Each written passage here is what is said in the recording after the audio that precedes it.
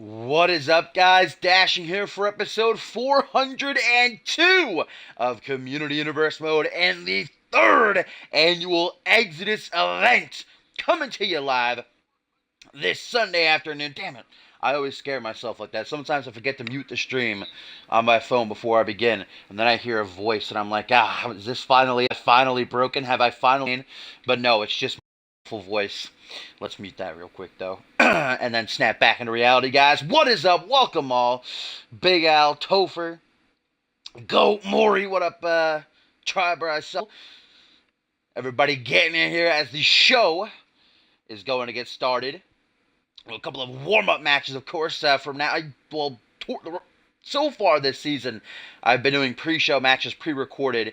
But then Xbox and YouTube decided, you know what?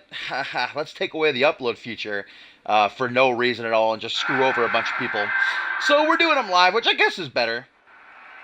So we've got this matchup, kicking things off. Then we've got Ray Furioso and Josh Wolf. Then a triple threat elimination match for the Rising Star. Before we get into the main card that has 5 championship matches on it. And of course, we are going to be welcomed into Rage in a Cage, as well as that blockbuster main event triple threat match for the Alpha World title.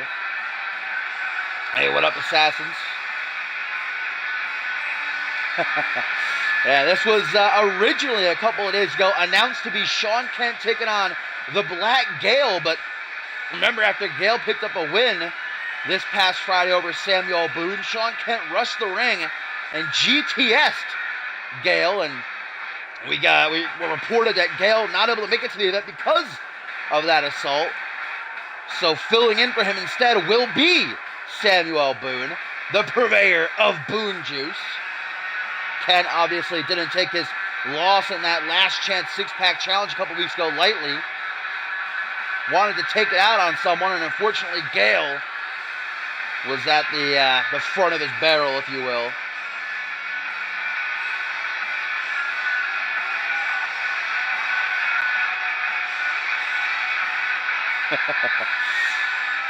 Sean Kent, though, no matter the opponent, is ready for action.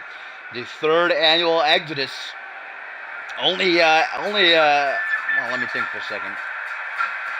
Besides the Royal Rumble and Ascendance, obviously, I'm pretty sure Exodus, along with Battle Scars, is the only pay-per-view that ever have a third incarnation. Of course, there's going to be a lot of that this season.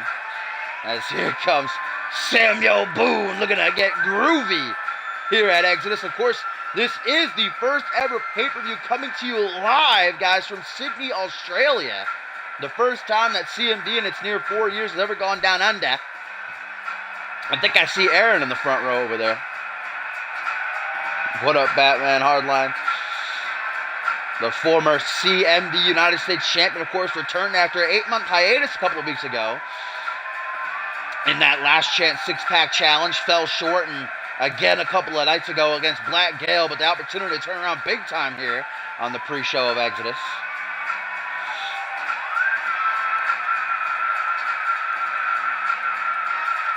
Yeah, usually, the past two Exoduses, if you will, Exodi, have featured the Elimination Chamber, but this year it's going to introduce a new match type to the CM Universe, Rage in a Cage, guys, which will lock 6 superstars inside of the dreaded Hell in a Cell.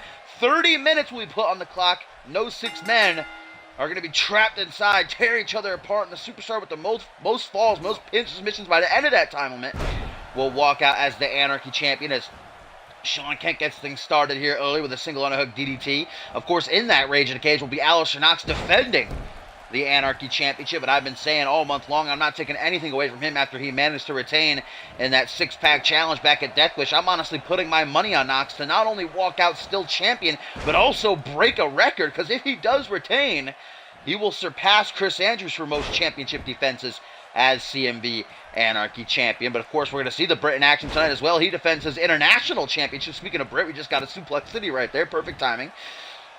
Andrews makes his first defense in his second reign as the international champion against Markentels. Get a nice elbow drop there by Samuel Boone off of the second turnbuckle. Arms out wide for Boone in the corner. The CM Universe certainly behind him here.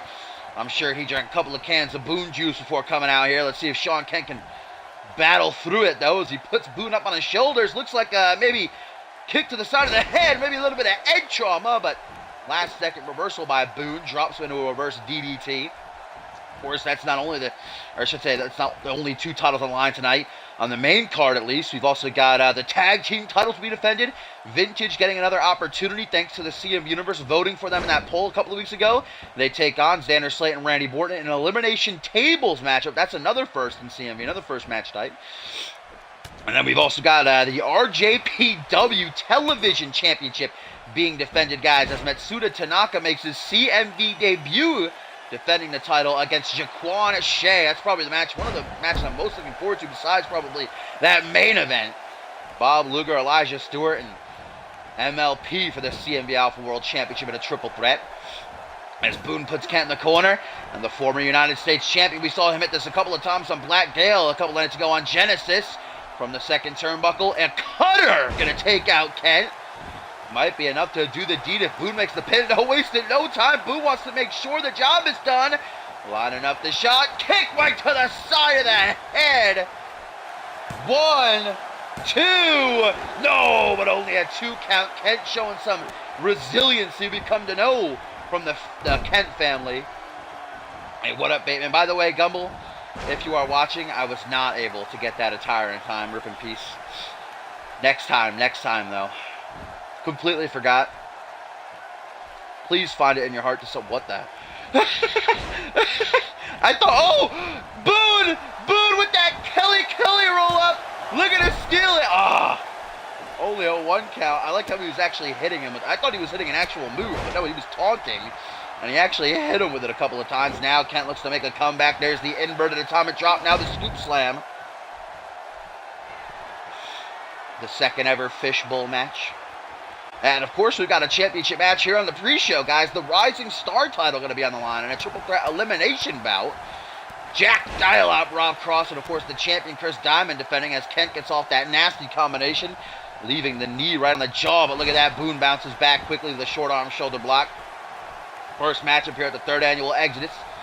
As Boone with an Irish whip going to put Kent in the corner. Samuel slowly approaches, looking for another cutter off the second turnbuckle here. And went up 702. There we go. Bam! Numero dos. And it looks like Boone's actually going to go for the pin this time. Hooks the leg. Will that do it, guys? Perry White into position. Oh, very, very close, but no 3 for Samuel Boone, who puts his hands through his fro. Can't believe it. Of course, also... Oh, wait a minute, guys. Wait a minute.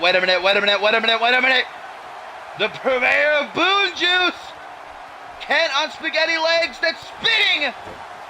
Hook again, right to the temple. Oh, wow, that lucky-ass rope. I didn't think that was going to be a rope break. I was kind of like, But Perry White called it, man. Kent just got like his fingertips under the bottom rope there. Now Boone gets a rope break. Of course, we got some more first-time matches coming tonight, guys. A lumberjack match going to be going on as John Reed and Dave Turner, CMV Hall of Famer, former Genesis general manager, are going to go at it. Look at that butterfly. Oh, my God. Double knees to the chest. That lung blower right there. And now Kent's done playing around. Sean lines up the shot. Boone goes for a ride on the shoulders. Look at her go to sleep. Knee to the face. Hooks the leg. That looks like it could be a rope break, but Perry White's not calling it. And there's the 3 count. Sean Kent picks up the win here at Exodus.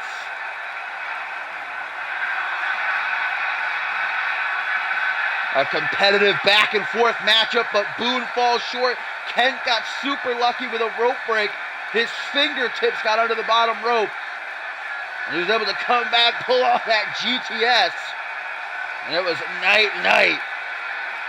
Sean Kent with a nice win here on the Exodus pre-show.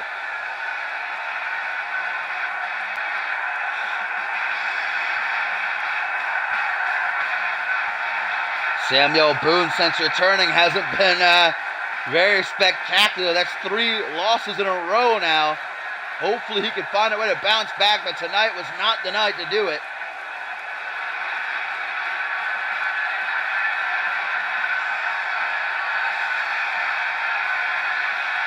And here's what finished Boone off. GTS, knee directly to the face. And I thought that might be a rope break. It kind of looked like his head was a little bit under the bottom rope, but apparently not so. Sean Kent celebrating a hard-fought win here.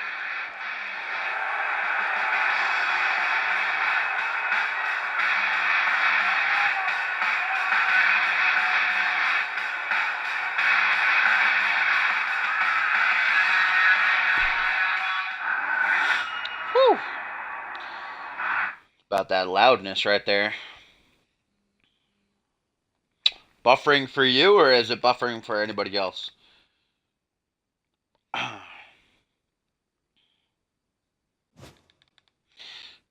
let's get ready for our next match, my friends. Apparently at ECW One Night Stand. I'm going to do this first because sometimes I manage to forget.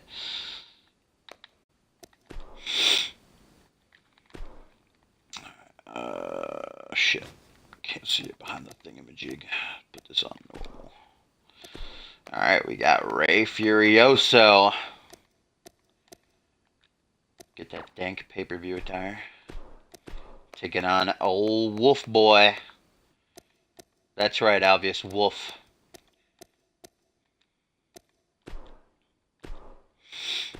Whew. Look at them chains he's rocking. Coming in mighty fierce. Oh, and it looks like we have got our first tweet of the evening. I don't believe so, 702. I just copied over the attire. Alright, but his tweet of the evening, guys, comes from Adam Valentine, who says, "Tonight is the night I finally get rid of Pierre Thompson, the man who cost me the Anarchy Championship. I will prove to everyone what I already know, that Pierre doesn't belong in the ring with the GOAT." Some strong words there from Adam Valentine. Yeah, he and Pierre will kick off the main card, guys, in a no-holds-barred... Oh, I didn't even see my bay. Big Bateman come in here. But yeah, no holds barred it will be between Valentine and Thompson to finally bring their to an end. I'm definitely looking forward to that. And I was talking about that first ever Lumberjack in CMV's history as well. John Reed and Dave Turner. General Manager Castle Fave said the only way she'd give Dave his match that he wanted against Reed was if the ring was surrounded by make sure they stay in the ring. She's afraid for the well-being of the rest of the CMV universe at this point, since Reed has snapped and just completely gone nuts. So those superstars, the Lumberjacks, are going to make sure the action stays in the ring between those two. Well, here we go, guys. Up next on the pre-show, we've got one-on-one action between two former Rising Star champions. This man right here, the Japanese legend, and Ray Furioso. The tension between he and Josh Wolf has been rising and rising ever since they lost that tag team title opportunity last month against Click. The titles weren't on the line, but Click told Furioso and Wolf that if they beat them, then they'd get a future World Tag Team title opportunity. And obviously it was after Ray came back from injury. Remember, towards the end of last season, Click broke his arm, and Ray obviously returning a bit early because he lost that match real quick. And like I said, ever since then, they've been at each other's throats. It's about to boil over here tonight at Exodus.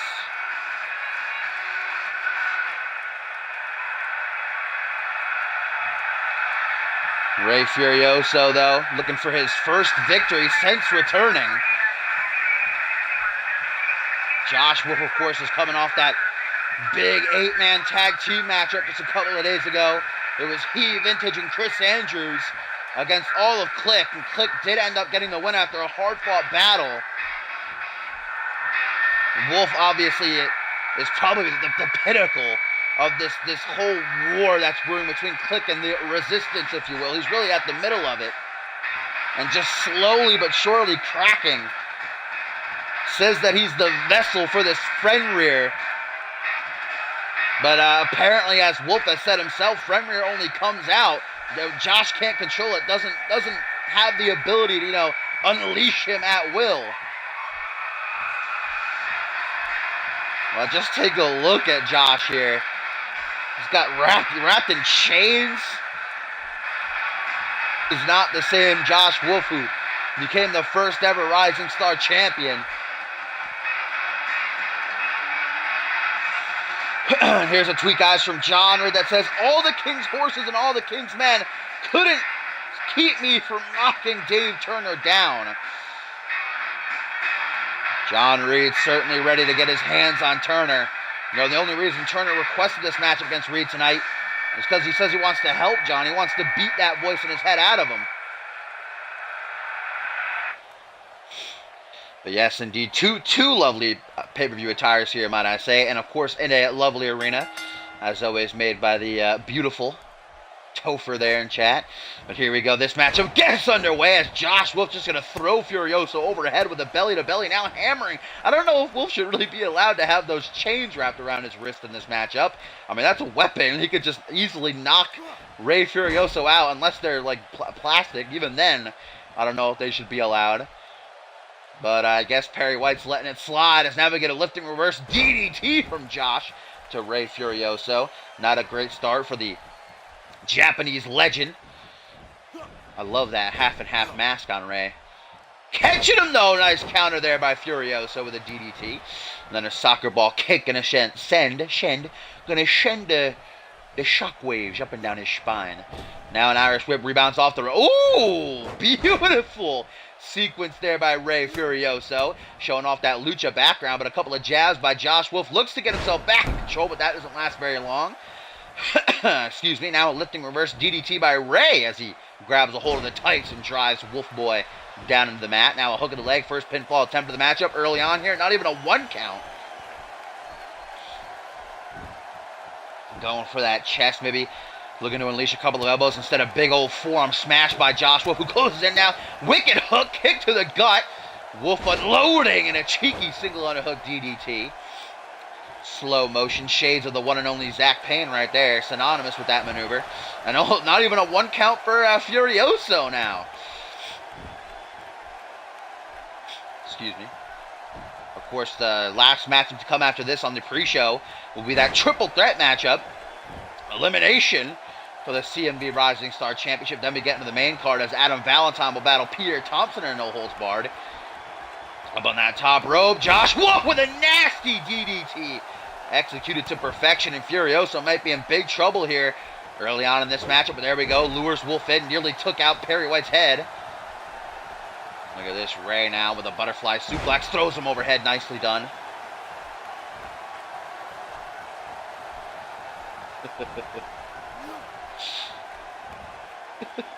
Oh, nice vertical suplex. Because I don't say it. Wait, I said unloading? I didn't even notice that I said unloading. Because you say unloading all over the face. You make it sound sexual. Up to that second turnbuckle. Look at the athleticism of Rey with a Phoenix Splash. Art through the air. Furioso not done though. Kick to the chest. Now brings Wolf up to his feet. Irish whip going to put him in the corner. The inaugural Rising Star Champion in big trouble here, but nice reversal in the corner. Takes him down and a punch to the forearm. Misses that kick though. Furioso going to capitalize. Irish whip. Pull back attack. Side headlock into the takedown.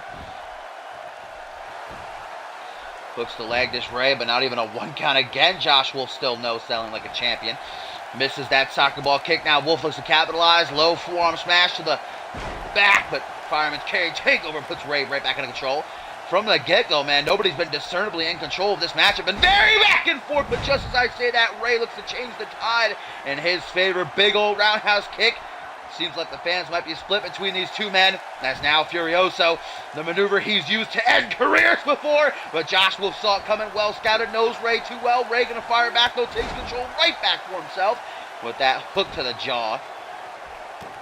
Look at this now, hammering away at the lower back. Just repeated stomps. Rey Furioso might be getting fed up with Josh Wolf. You know, Rey telling Josh, you gotta stop believing in fairy tales. There's no ancient spirit deep inside you.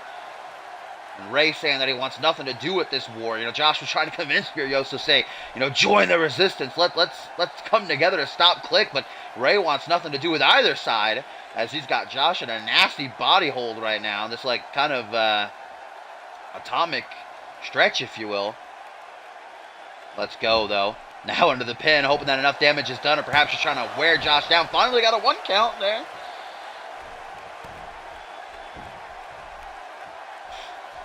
Rey Furioso seems like he's working out a kink in his arm. Beautiful!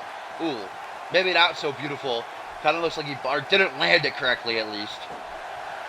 Josh Wolf catches a kick attempt now, but reverses. The reversal does Rey Furioso for an enziguri.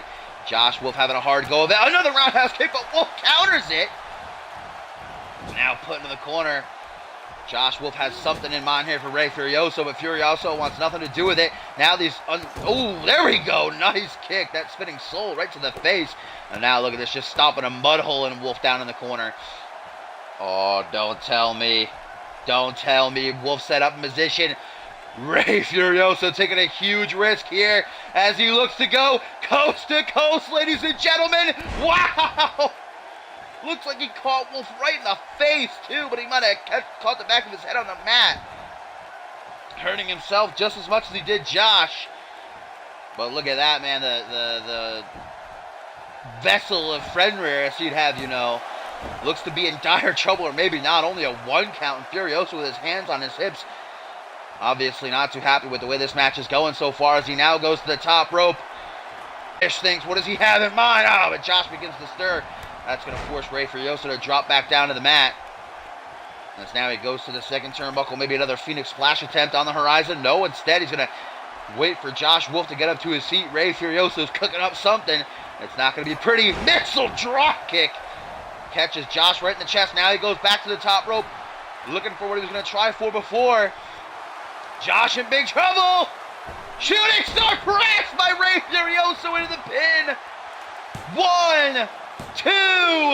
No, but only a 2 count for Wolf. Rey Furioso seems to not believe it. But Wolf able to survive. Rey tries to stay in control now, showing off his power with a deadlift. Sit out powerbomb, not into the pin though.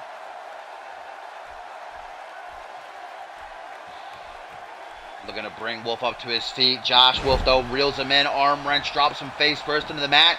Now Josh with a desperation pin here over Rey Furioso. Hooks the leg, but only a 1 count. Josh has got to hit something big here. Can't just be going for pins. Oh, forearm smash. Oh, looks like I think he might have cut Rey open. Oh, now a clothesline. That combination by Josh Wolf. Into the pin. 1, 2, nearly gets the 3 count. So I have this on really high quality, so that might have something to do with it. You try turning down your quality or something? Oh, wait a minute. Josh Wolf just try restarting the stream as Wolf looks to go on the hunt. Rey Furioso down for the count, hooks the leg, this Joshy boy. 1, 2, 3. Oh, wow. Woo. Mamma mia, SpaghettiOs. That close count right there for Josh. Look at that, dragging Rey into position now as he executes a picture-perfect lion salt. That on the hunt wasn't enough to do it, but Rey Furioso is most definitely still in big-time trouble at the hands of Wolf here. Counters the elbow attempt to the top of the head with an elbow of his own. Now Furioso closes in, looks for the kill. Roundhouse kick a second time. Takes Wolf out.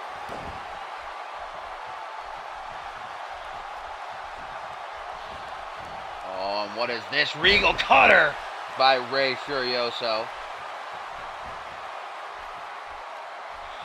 Up to a vertical position. Hurricane Rana by Rey, just looking to wear Josh Wolf down at this point.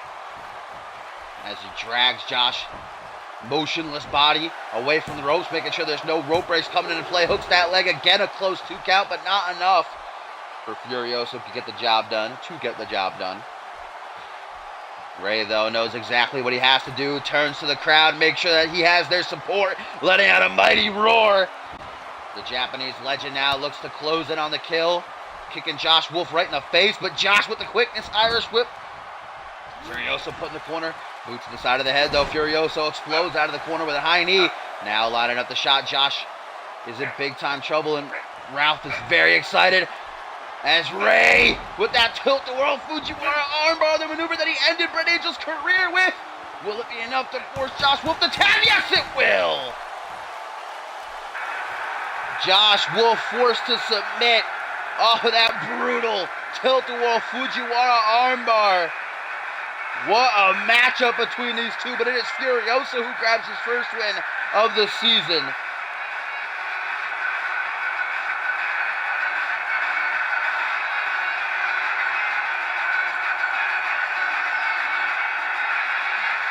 What a battle between these two.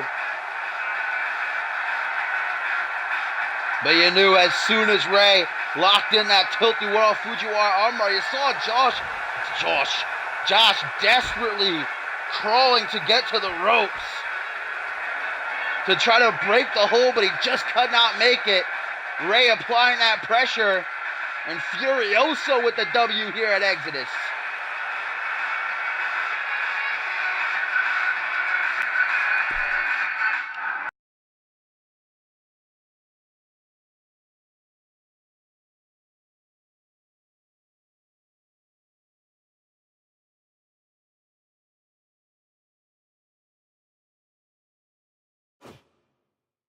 And a tweet here, guys, from Bob Luger says, all bark, no bite. Shame. Hashtag click rules.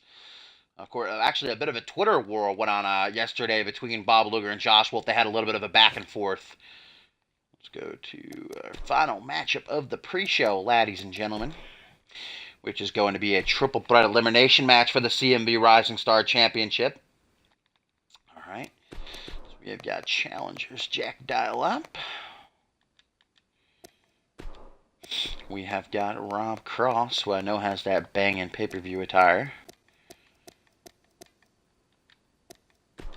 And of course, the champion himself, Chris Diamond. Oh, whoops. That actually irritates me. That's on top. So I'm so used to it, the arena being up top from last year. Click time. Alright, boys. Oh, put the title on the line. Almost forgot about that. Vid myself. It is not going to be for Cross's Light Heavyweight Championship. It's actually Diamond's Rising Star Championship.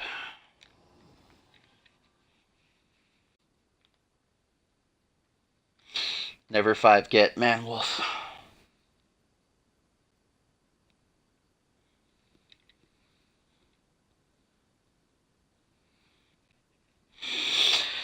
And as we get ready for this last matchup on the pre-show, guys, we actually have a tweet from Ray Furioso, who says, leave the young man alone. He put up a proof he was worthy of being in a match with me. Cut him some slack. That was from Furioso towards Bob Luger. On another tweet, guys, come Jack Dial-Up, and he says, Diamond, I apologize in advance, but I need to wear the Diamond Sucks merch one more time. And of course, guys, it was pretty shocking what happened earlier this week on Monday Night Fusion. It was Chris Diamond and his tag team partner, Johnny Columbus, taking on Jack Dial-Up and Rob Cross, and the stipulation was that if Dial-Up and Cross won, they would get this triple threat match. Well, Dial-Up did end up Diamond with that brutal octopus stretch of his, so they got this opportunity, but it was what happened after the matchup that really had a heads rolling, was that Dial-Up and Cross actually aligned with Diamond, and all three men beat down Johnny Columbus. Diamond announcing that he was kicking Columbus out of the Ballers Club, and that Dial-Up and Cross were going to be his new buddies, along with someone who has yet to debut named Chase Henderson. He actually does debut next week on the next Reality Wrestling, actually. He'll be taking on Johnny Columbus, but Johnny currently on the shelf after that 3-on-1 beatdown. And Diamond saying that this is now a friendly triple threat. All three men going to show respect towards one another. Whomever comes out as Rising Star Champion, well, then so be it. There's that nope, Diamond still sucks shirt.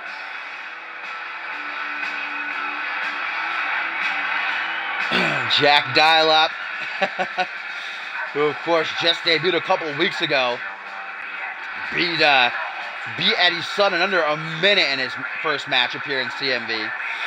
So Dial-Up currently unbeaten of these three. Those betting odds gotta give him the better chance of walking out as champion, especially with that deadly submission as well.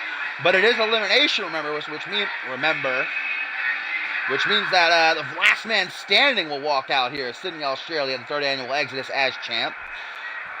Only way to be eliminated is by pinfall submission. That means there's no DQs, no countouts as well. And here we go, a tweet from the champion. Diamond says, no worries, Dial-Up. Ballers Club will still hold the Rising Star title after this match. Hey, what up, Quincy? Welcome, my friend. Been a long time since we've seen you. Glad to have you for Exodus. You are just in time for the final matchup on the Exodus pre-show, as here comes Rob Cross, who of course last month put on that absolute stellar match one-on-one against Diamond for the Rising Star Championship. So far, I think even still holds, in my opinion, the best matchup of this season thus far. And of course, he is the current reigning WGW Light Heavyweight Champion. You know, Rob Cross can actually say he was the first ever WGW, well, alongside Xander Octane, they were the first two WGW guys to ever cross over to CMV. Now, of course, we got Boatload back at Battle Scars 3 that he lost that light heavyweight title to Xander Octane, but he won it back then at WGW's Coliseum pay-per-view. But his title is not the one that's on the line tonight. It kind of looks like a, I don't know if that's what he was going for, but it looks like a fireman almost. Fireman type attire. At least the jacket gives me that, like, impression.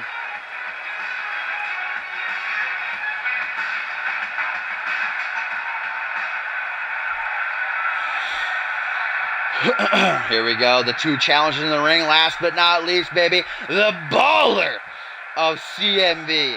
Battle Makers. Well, I guess all three of these men are technically ballers now, but the baller extraordinaire, if you will. The current CMV Rising Star Champion, baby.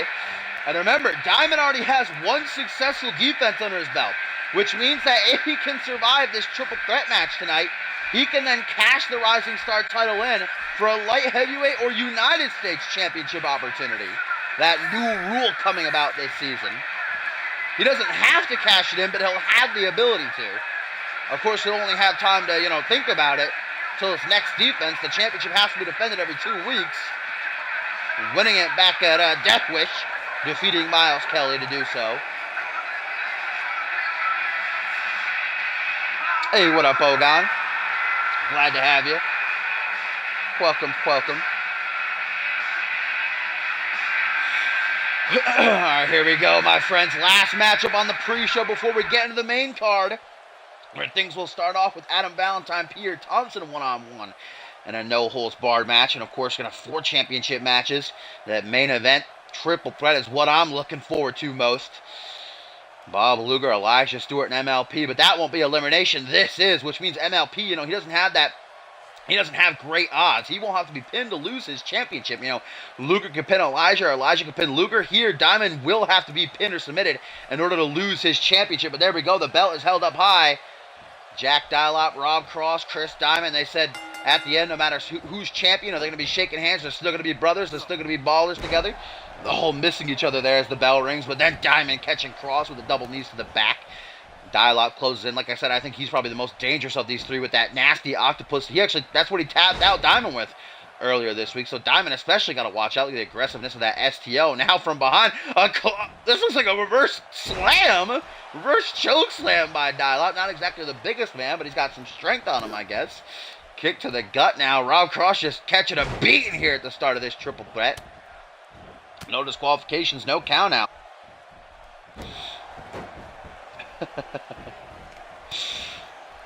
Kick to the back there by Chris Diamond. Now an Irish whip. The Rising Star Champion rebounds right into a calf kick. And already he looks like a quick reprieve. I guess that's smart. If I were Chris Diamond, that's exactly what I would be doing. I always say it. In a multi-man matchup, take a step back, let your opponents beat the hell out of each other. And when you see an opportunity, seize it. Chris Diamond, of course, is a very egocentric type of man. If you don't believe me, go back and watch his Death Wish matchup against Miles Kelly. Of course, he ended up winning that, so I can't really fault him, but certainly does not have a problem trash-talking his opponents before, during, and after matches.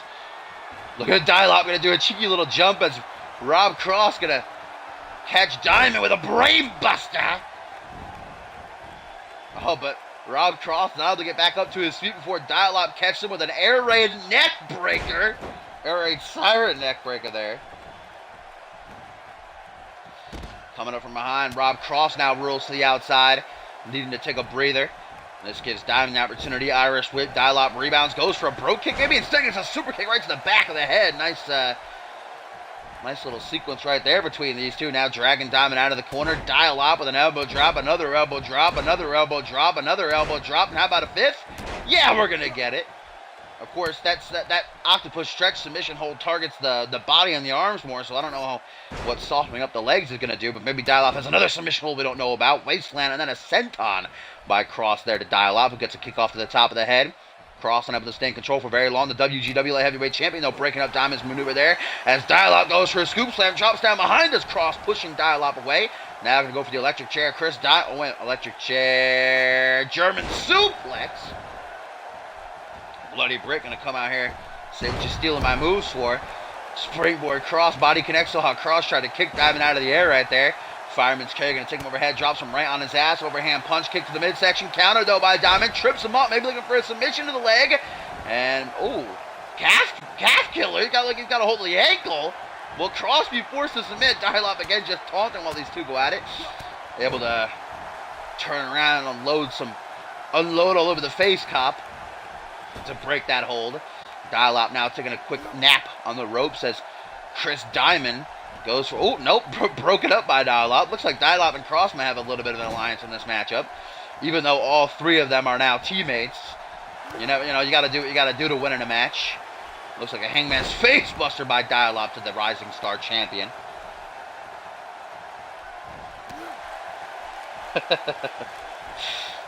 Kick to the midsection, single underhook face buster, drops him right down onto the knee. Rob Cross again rolls out of the ring. It's now Diamond going to catch that reverse choke slam. Nearly, I think he might have hit every single turnbuckle on the way down. Caught him with his face. Jack now up on that second turnbuckle, trying to kick Diamond, but he's kind of out of range. Goes for a double axe handle. Now the Rising Star Champion saw it coming. Scoop slam attempted. Diamond drops down behind, though. Stomp to the quad. Let's see if Diamond can break his neck. Maybe. Nope. Knee to the midsection. Dial-Up now closes in, maybe looking for his deadly octopus stretch submission maneuver, but Diamond saw it coming. Well scouted. Cross comes back into the ring, just flailing every which way. And now Chris Diamond with that signature maneuver of his, bam, right to the chest off the roll through. Might be Rob Cross, who's in big time trouble, perhaps going to be the first elimination. Chris Diamond's lining up, and here comes Dial-Up to save the day. From behind, snap, German suplex into the bridge. Diamond in big time trouble. Cross sleeping on his feet. That's going to allow Dial-Up to close in. Pop up punch, going to rock that jaw.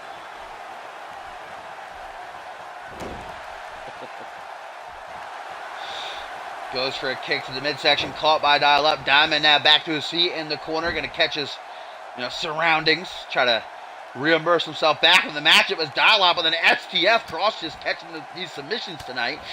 I'm going to reverse though with a couple of well-placed elbows as Diamond continues to recover in the corner, now closing back in.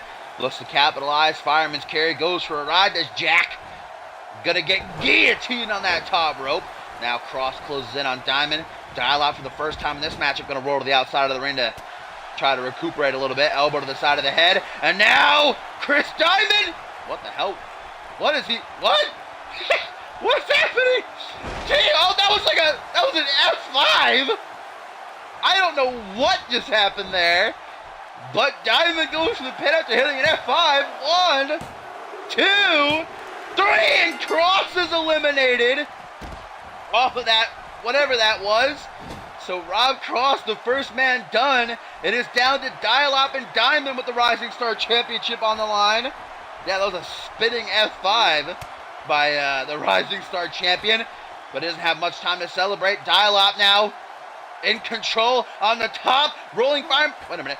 Hey, he had to adjust it from the top rope. Holy shit. And Cross is just now getting to his feet. He's got to head to the showers. He's done for. He's been eliminated. Dial-Up now going for the pin off that AA off the top rope. Instead, going to continue his attack on Diamond's legs here. What up, Becco? Last matchup of the pre-show. Rising Star Championship on the line. Oh, ho, ho. Jack Dial-Up looks to add insult to injury. The Rising Star Champion tied up. Wins or not, right up the old bunghole where the sun don't shine. Now Dial-Up takes the moment to bask in his own glory, his own greatness before turning back to Diamond. And if he locks this in, it might be all over. Dial-Up, this is what he used to tap Diamond out with earlier this week. Octopus stretch is applied. He's got it locked in, and Diamond taps out. We have a new Rising Star Champion. Jack Dial-Up brings home the gold, ladies and gentlemen.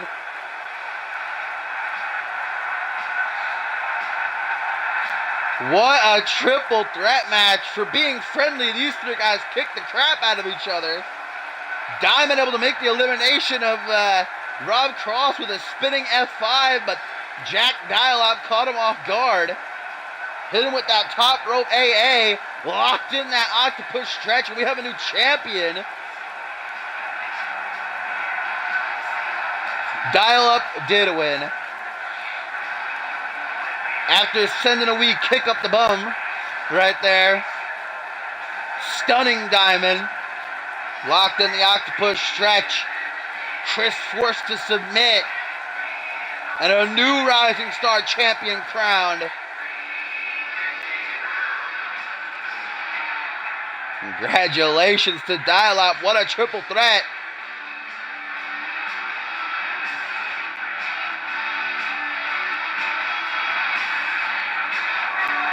New Rising Star champion in CMV. Gotta wonder if Diamond's gonna seek a rematch. Since him and Dial-Up are allies now. I wonder if Diamond's gonna want a one-on-one rematch for the championship. We'll have to wait and see.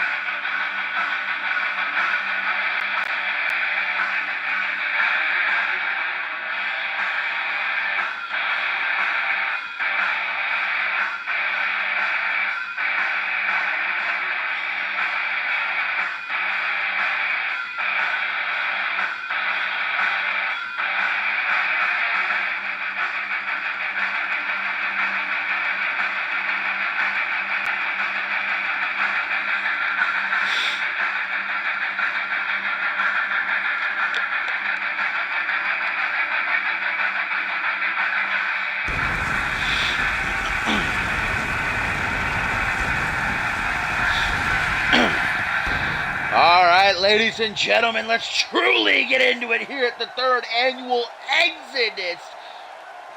This Sunday night, already a banging pre-show, if I do say so myself, but now it's time to get on to the main card live for the first time ever in CMV's history, down under, Sydney, Australia.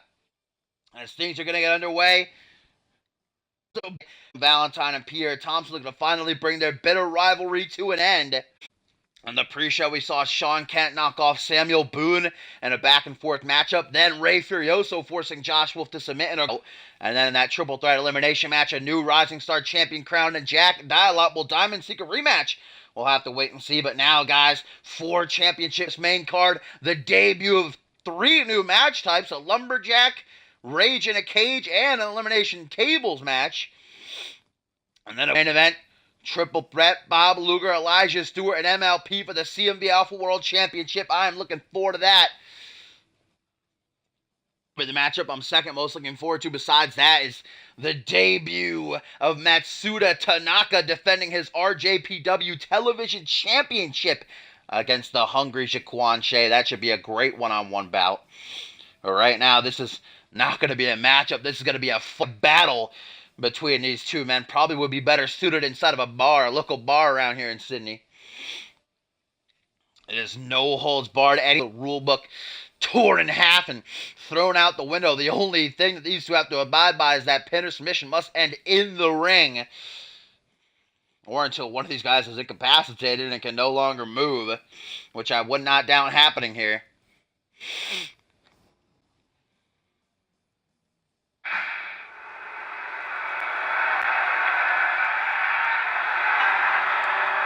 And a tweet, ladies and gentlemen, before this matchup gets underway from Ted Dickens, says, "Good luck to my good buddy, Adam Valentine."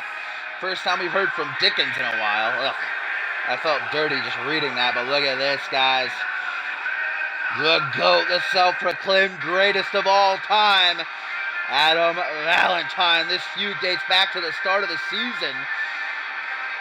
Every time that Valentine and Pierre have come up against each other, Valentine has walked out with the win in a battle royal, and then last month, one-on-one, Valentine got the victory, but he wasn't content with just that. After the matchup, he brutally beat down Pierre with a steel chair, cost Thompson nearly a full month of his career. Valentine said he did that because Pierre cost him the Anarchy Championship back at Deathwish inside of that six-pack challenge. And now they look to finally bring things to an end. You know, the big dog bouncing back a couple of days ago with a victory over Reese Ortiz. But again, every time they fought before, Valentine has had Primetime's number. Will tonight be different? Or will the GOAT walk out with a big W? As now we get a tweet, guys, from Jay Davis, who says, "Good luck to Jaquan Shea on his match against Tanaka. He has a lot to prove to the CMV on a global scale. Don't mess up." Prove for the CMV, rather. An interesting tweet there from Jay Davis to his old tag partner and pal in Jaquan Shea, who I'm sure is preparing for that matchup to come.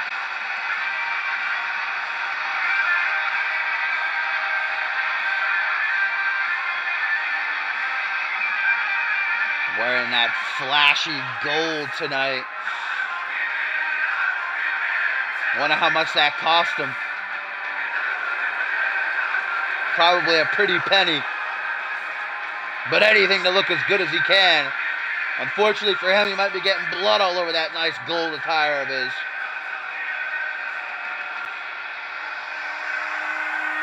And a tweet here, guys, from Jack Dialop.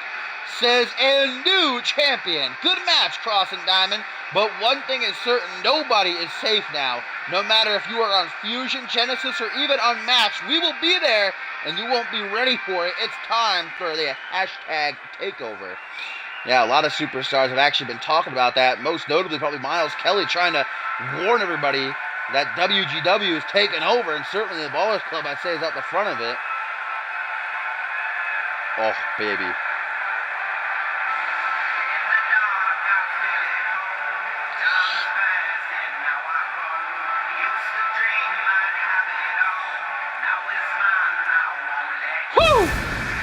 Greatest entrance in the game right there. And what a dank pay-per-view attire, if I do say so myself. Pierre Thompson, the big dog, baby. Prime time former international champion, ready to get his hands on Valentine here tonight.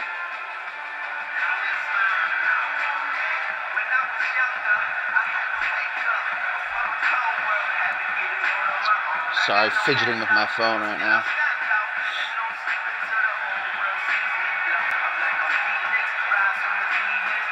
Dog hair all over me. Maybe it's Pierre Thompson's hair. That was the wrong thing to say. I hope not. Pierre Thompson, baby. Ready to exact his revenge. This time last year at Exodus, I'm pretty sure Pierre Thompson led a team. Yeah, he led a team in a battle against Team Slate. Fortunately, did not get the win.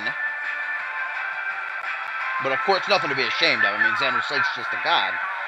Of course, we'll see Slate in action at our co-main event alongside Randy Orton defending those World Tag Team titles against Vintage in an Elimination Tables match.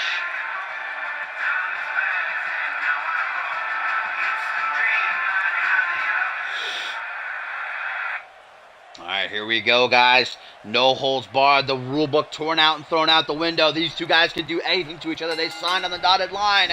And look at that. Valentine busts right out of the gate as soon as the bell rings to get his hands on Pierre with a float over DDT, tilt-a-whirl, whatever you want to call it. Valentine continuing his assault on Pierre as he lifts him up on his shoulders. And Pierre's near 300 pounds, drilling him. My God. And a tweet, guys, from CMV News says Josh Wolf went on a rampage backstage after his loss to Ray Furioso and has been apprehended by SPG officers. So I guess the local authority was called.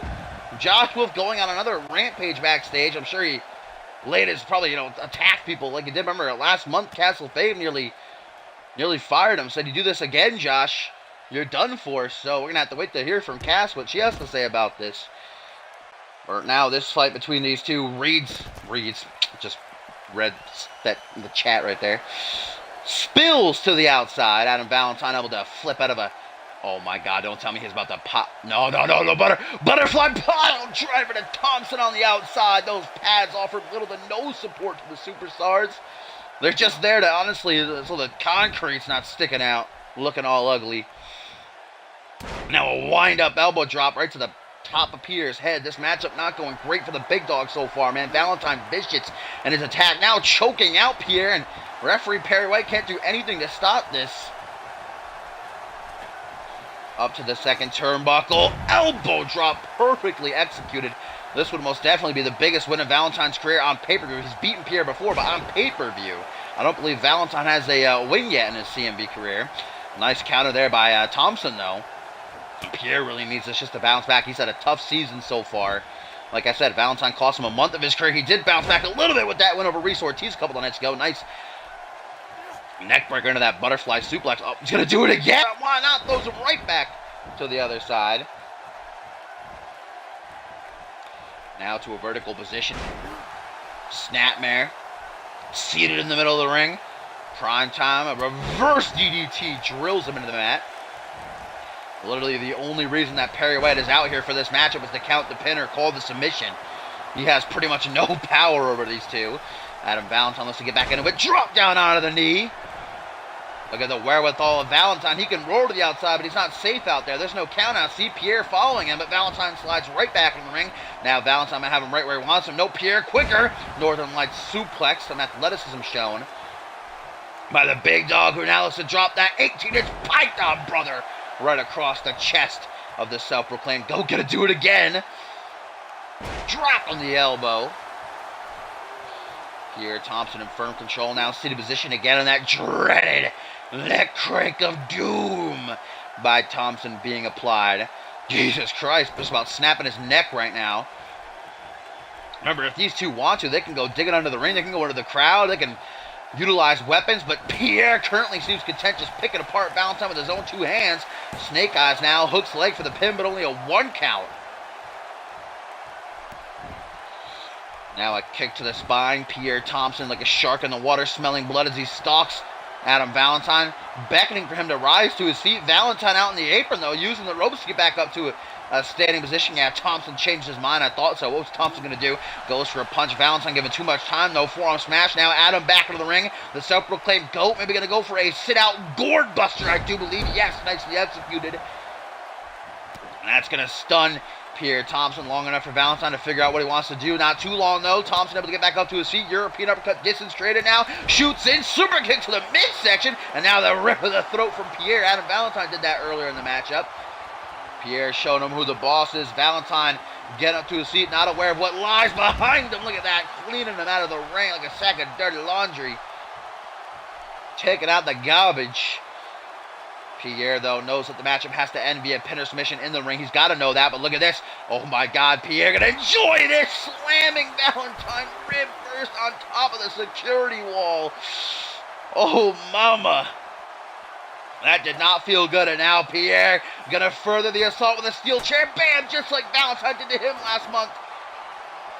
Right across the back. Now Thompson might be content. Throws Valentine back in the ring after taking the shot to the security wall, then the chair. This might do it. Hooks the leg. 1. Only a 1 count, though. Too much time given to Valentine. Able to power out rather early. Now a punch to the midsection. Adam endures the pain. Closes in for a Michinoku driver. vintage match ender here in CMV. Valentine doesn't go for the pin, though. Knows that it's too early as he raises the arm in dominance, letting everybody know that he's A-OK. Bringing Pierre up to his seat, maybe looking to rally a comeback. Yeah, Pierre's in big trouble. Double forearms again now. Brings him up into an Oklahoma Stampede. Arms out wide. Valentine's feeling it. Lets out a roar. The fans are booing there behind the big dog, but he might be in trouble.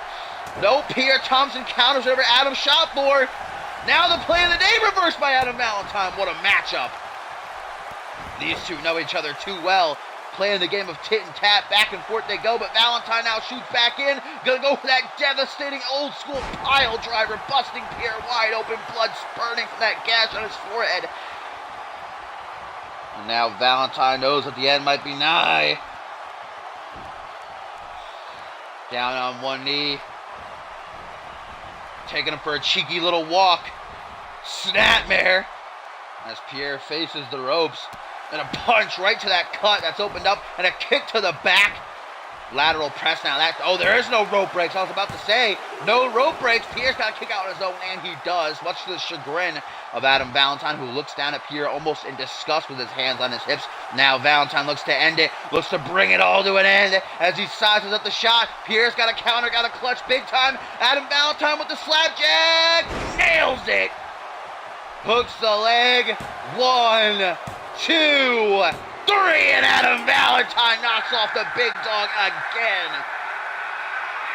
Certainly was not easy, but the GOAT prevails. He just seems to have Thompson's number.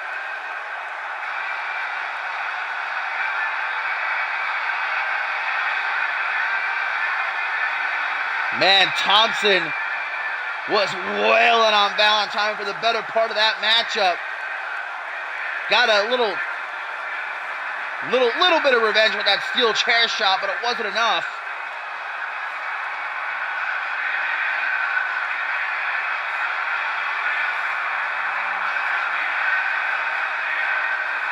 Pierre Thompson, though, busted wide. Adam Valentine seized the opportunity. Oh, beautiful camera angle here.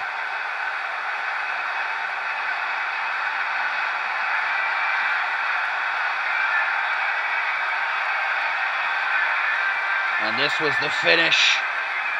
After Pierre was able to kick out of a lateral press attempt, Valentine said enough is enough and would hit that patented slapjack of his. I don't know if we're going to get a replay of that. Yeah, right here. Bam! Dropping him face first. Valentine with his first pay-per-view win in CMV. Bright things on the future of the GOAT, brighter than his tights. What's next for Thompson, though? How is he going to try to rebound?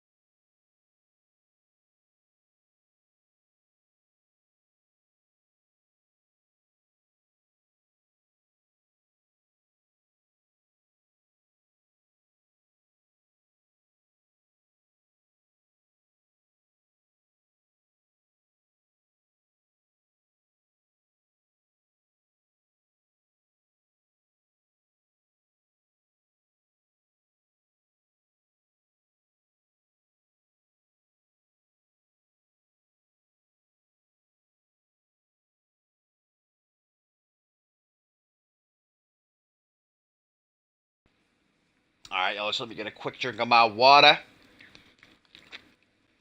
As we get set for the second main card, we have 2 tweets. One from Jaquan Shea says, I'd still whoop his ass, though. And another from Matseo Yume says, Tanaka, show this disgusting roster what true wrestling is. We might have different views, but when it comes to this culture, we're both from RJPW. Claim your victory. And indeed, Yume over on Fusion set to debut next week. But of course, Matsuda Tanaka, the RJPW television champion, defends his title tonight in foreign territory against Shaquan. That's actually after this next matchup, which is the first ever Lumberjack matchup. And see another tweet here from Chris. Congrats, Dial-Up. Good. I'd like to announce two things now. Firstly, I will not be using my rematch clause. I'm going for bigger titles. And secondly, a new baller will be revealed very soon. So I thought he might actually go. No, Diamond forfeiting his rematch clause. Going to let Dial-Up find a new challenger. Fifth member going to be revealed for the Ballers Club. So that's interesting. Wonder who's going to be. Yeah, Maury.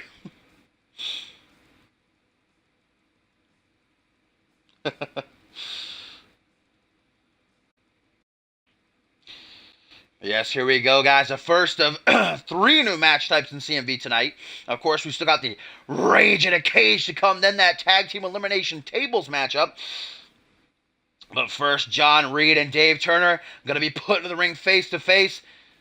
And the squared circle will be surrounded by superstars to ensure that they stay in the ring. It was about a month ago that John Reed, after struggling for months to contain that voice in his head, finally cracked, and well, Dave Turner was in the wrong place at the wrong time. John Reed brutally beat him down. The attack continued a couple weeks ago on Genesis after a steel cage match. Remember, John Reed jumped from the top of the steel cage, nearly broke Dave Turner's ribs. I mean, the CMV Hall of Famer is not at 100% tonight, but he wanted this match. He begged Cass for it. He wants to help John, he says. He wants to beat that voice out of John's head. But Cass said the only way he should give Dave Turner this matchup tonight is if it was a lumberjack match, to ensure that the fight stays in the ring, because she's honestly afraid for the safety of the CMV crew and the audience. Oh, look at this. John Reed truly letting his new colors be shown. The CMV veteran Fallen Angel has just allowed for this darkness to completely consume him. And there you see 2 superstars accompanying Reed to the ring. They're the ones that'll be surrounding the ring on his side. I believe it's Dory Suckinov, and Samuel Boone is back out here after taking that loss to Sean Kent on the pre-show, doing double duty. Hey, what up, Dynamic? Sorry if I spoiled that for you. You came in at the exact wrong time.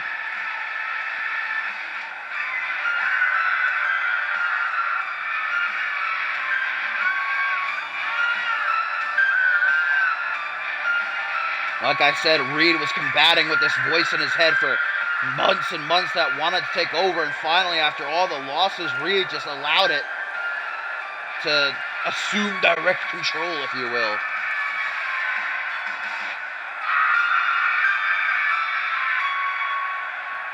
Oh. Well, let me know if you do want spoilers so far, Dynamic. And a tweet, guys, from Goat says, "What did I tell you? Sorry, Pierre, you can't stop Adam Valentine. Future world champion, the sexiest man in CMV at last, but certainly not least the GOAT." Valentine very excited about his win, but here we go. John Reed in the ring and ready to go as the CMV Hall of Famer, the former Genesis general manager, baby. 3-time world champion along with a plethora of other accolades. Dave Turner is not in this matchup for himself. As you can see, his body wrapped up. He's not at 100%. Furthest thing from it, not even at 50% after what John Reed did to him a couple weeks ago. But he says he wants to help John Reed. And it looks like in Dave Turner's corner will be newcomer Twisted and another newcomer in Roger Pullerman, who actually got a big win a couple of nights ago over Mercantile. And the job of these 4 men ringside is simply to make sure that the matchup stays in the ring. And that's purely for John Reed. General Manager Castle Fave does not want Reed doing what he did to, to Dave Turner and others.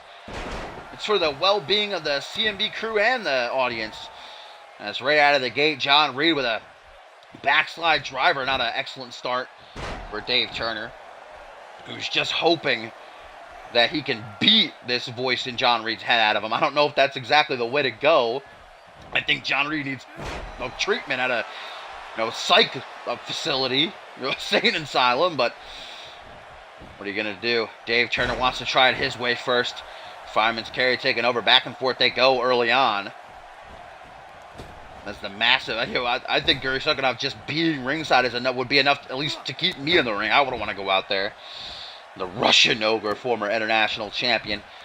standing by. As Dave Turner gonna get propped up though. Counters John Reed, takes his arm, snaps it over the shoulder.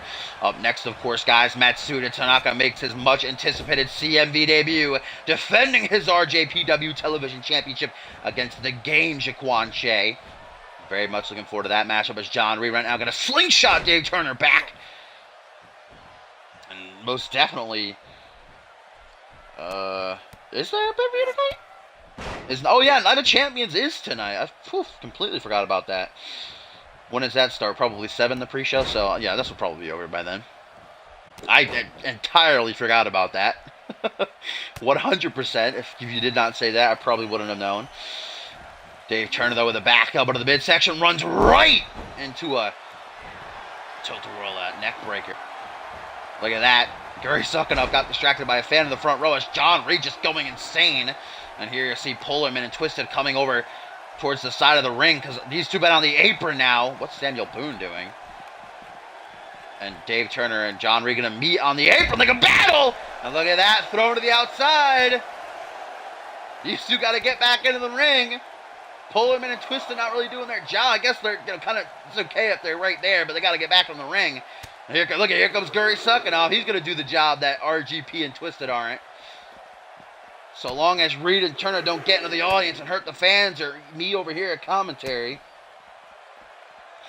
Couple of elbows to the midsection now. Up onto the shoulders. John Reed. Here comes Guri. Guri's doing the job. Oh my God! Oh! Dave Turner might have just had his fucking entire rib cage snapped in half. Are you kidding me? Holy shit! But look at that, Turner bouncing right back with a power slam. Look at the Lumberjacks guys completely surrounding Turner and Reed here, not giving them any room. They've got a little bit of space, but I think Perry White's gonna kind of ate, guys. John Reed just thrown into the pile of Lumberjacks now. Guys, count them 9. Dave Turner, and they're low. The closest of that right there. Oh my goodness. Count of 9, these two get back into the ring. The Lumberjacks did their job decently. You know, they weren't going to allow Dave Turner or Reed to go into the crowd or go any further than where they were. I'm surprised Turner's walking after Reed fucking chucked him into the steel post like that. I think he was trying to turn it to a knee drop instead. Now look at this fisherman suplex. Gonna drop Reed overhead. Hooks the leg. Does Turner first pinfall attempt of this matchup, but the technical prodigy only gets a 1 count off of the fallen angel. Now tied up. Unloading some elbows to the top of Reed's head. You know, this is a huge opportunity for Reed. You know, despite all the ongoings, you know, Turner being injured and Reed not being himself anymore, this is still a huge matchup. And if Reed can get the win over a CMV Hall of Famer, that would shine bright on his record, no doubt about it. But look at this, after taunting to the CMV universe, or rather pandering to his fans, now catches Reed with an inverted suplex. And look at this, Dave Turner jumping right on top. Look at this, he said he wanted to beat the voice in Reed's head out of him. Looks like Reed's trying to deflect these punches, not having a really easy go of it though. Bringing Reed up to his feet now. Face to face they are. Counter though. German right into the corner. Oh man. Reed might have hit the back of his head right off that middle turnbuckle. Now Turner with a snapmare. John Reed's got to figure out a way to battle back into this one. There we go. Elbow right to the face as I say that. Looks like Gary Suckanov's kind of behind John Reed a little bit here. Just cheered him on. Wait a minute. What the fuck? Oh, reverse DDT. What the fuck is Gary doing? Oh my God, I think Guri might be in cahoots with John Reed here, sliding in a steel chair. Somehow Perry White doesn't see it, even though he literally stepped on it. Maybe John Reed enlisting the help of Guri. He knew he'd be a lumberjack, talked him into helping him out. Double axe handle now. Steel chair lying in the ring, ready to be used. I don't know if John's actually going to try to use it. There's a calf kick. Now rebounds off the ropes. Headbutt right to that injured midsection. Steel chair. Oh, wait a minute. Oh, thought he was going to pick it up. Maybe it's just insurance. Maybe just a backup plan in case he needs it. Reed's in control right now. But there we go. Knee to the midsection. And the kicks to the chest. And Reed rolling to the outside, guys. Looks for a quick breather, but again, he's got to get back into the ring because the Lumberjacks are allowed to put their hands on the superstars here. Looks like Dave Turner's not going to go out after him. He doesn't want to get hit by Gurry. And look at that, Perry White finally sees the steel chair, going to chuck it out of the ring. And guillotine on that top rope. Now into the pin goes Reed. One. Oh, just a 1 count, though. Seated position. I think another superstar should come out here and replace Gurry. We obviously know he's working with Reed now. Reverse DDT, though. It might be too late. Dave Turner in big trouble. John, super kick out of nowhere, but no. Catches the boot just in time. Turner deflects it. Now the CMV Hall of Famer with a back suplex. Oh, that's not all. The German suplex. Oh, but they're going to bring it all together. With the vertical they. I don't know why I said they. Turner all on his lonesome. But look, oh my God, are you kidding? Come on, Perry White. It's obvious that Gurry's working with John now. Get him out of here. Let's get another Lumberjack. And the distraction going to cost Dave Turner DDT. But look at that. The smarts on Turner. Now he rolls out of the ring. And Gurry actually putting his hands on Dave, which he can do. Throws him into the apron. I don't know that he should be allowed to, though. DDT on the outside. Oh, man. Boot to the top of the head, though. Turner not giving in, despite that it's now a numbers game in John's favor. Wicked wicked clothesline. Count of 3 by Perry White. Look at this, just again, hammering away on Reed. The Lumberjacks keeping their distance, but watching closely. Not going to allow these two to escape. I don't know that Turner would, but John might try to. You don't know what he'd do now. Since he's snapped, he's just completely unpredictable. Count of 5. Guys, 6 now by referee Perry White. Knee to the face. Turner's going to get this fight back on the ring, and he does. So this fight's going to continue cleanly. Turns him over, going to try for the pin. Make sure to hook that leg, though. 1, 2. 2 count, but no more. Turner's huffing and puffing. His energy's draining. He's only had 3 matches in the past 2 years, but look at this now. Lighting up. John Reed, vintage Turner. Puts him up on the shoulders for the burning hammer. The maneuver that brought Dave so many championships. Hooks the leg now. 1, 2, 3, and Dave Turner gets the win. The CMV Hall of Famer, the technical prodigy, defeats John Reed. And will this be enough to snap Reed out of it? Will he wake up now from this nightmare? What a brutal, hard-hitting matchup. Dave came into this injured, nearly dead, and still got the win. But now we just have to see, will Turner's hopes come to fruition? Will Reed be okay? Will he return to normal? Will this just anger him more and send him deeper into the rabbit's hole?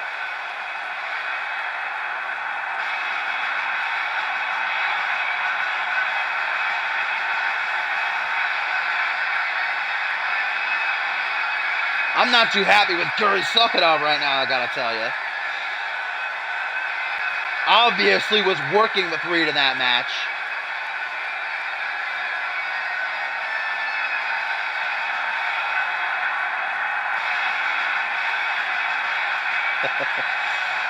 I spend all my days thinking about the sweet release of death, so, you know.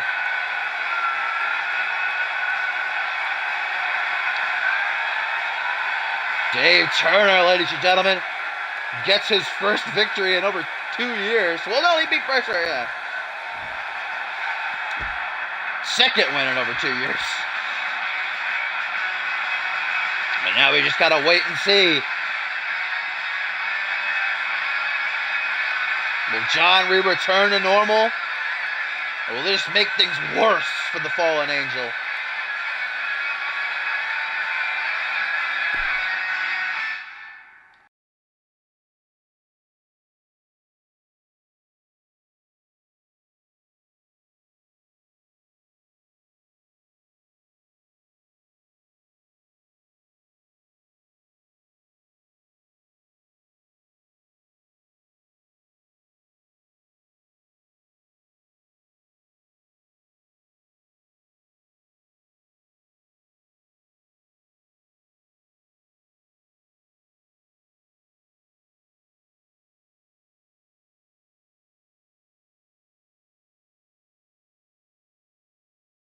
Oh, here we go, my friends. A highly and RJPW.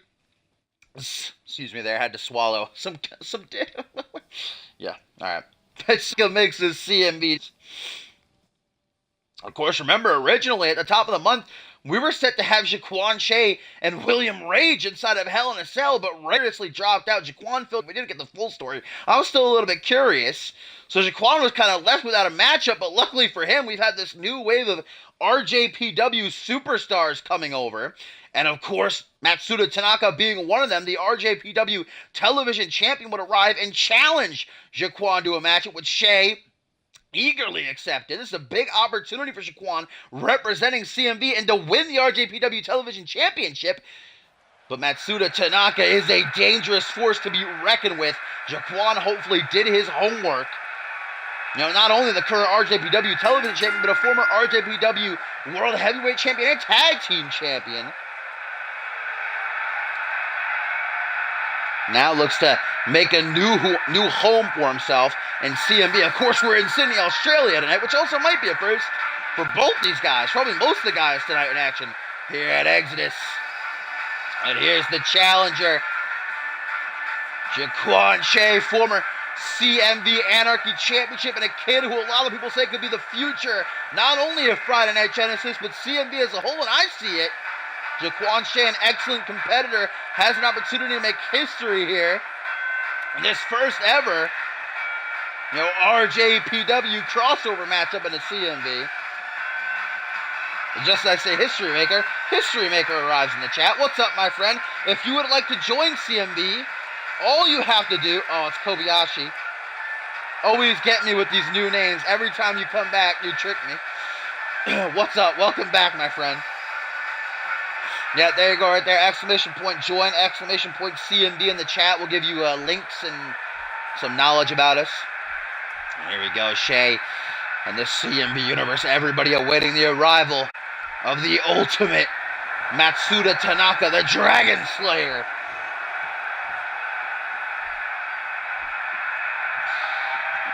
Oh boy. I got chills right now, guys. Certainly knows how to make an entrance. Oh shit. I've actually legitimately got chills right now. Oh my god. Matsuda Tanaka, ladies and gentlemen, has arrived in CMV.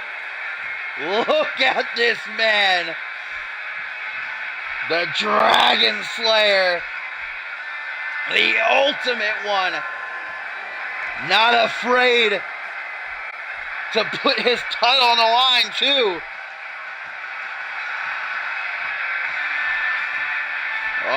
Oh, man. Oh, man. Listen to the crowd. They're excited. It's got to be one of the biggest debuts in CMV's history.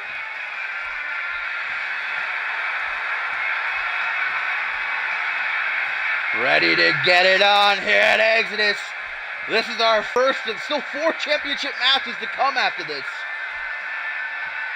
The Anarchy Championship, International Tag Team, and of course in the main event, the Alpha World title.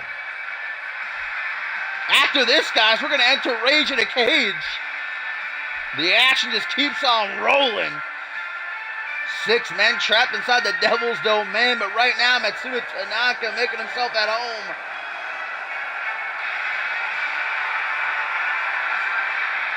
Oh, man.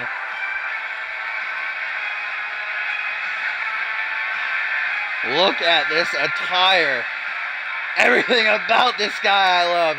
I'm kind of torn because I'm a big Jaquan Shea fan too. I'm just going to sit back and enjoy this one. I wish I could be in the crowd right now.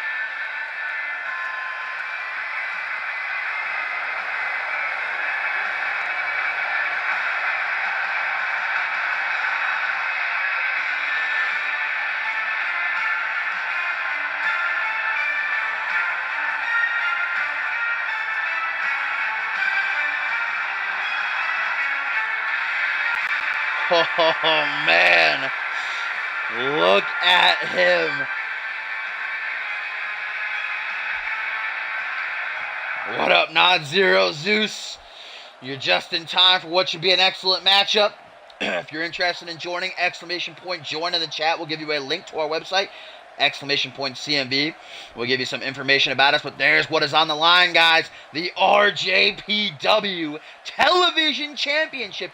History is being made here at the 3rd annual Exodus, as Jaquan Shea looks to be on the winning side of that history.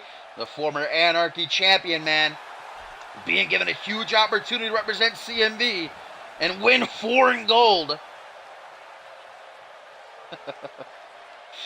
And there he stands. The RJPW Television Champion came to CMV. He challenged Jaquan Shea, and he even put his title on the line when he didn't have to. I still got those chills.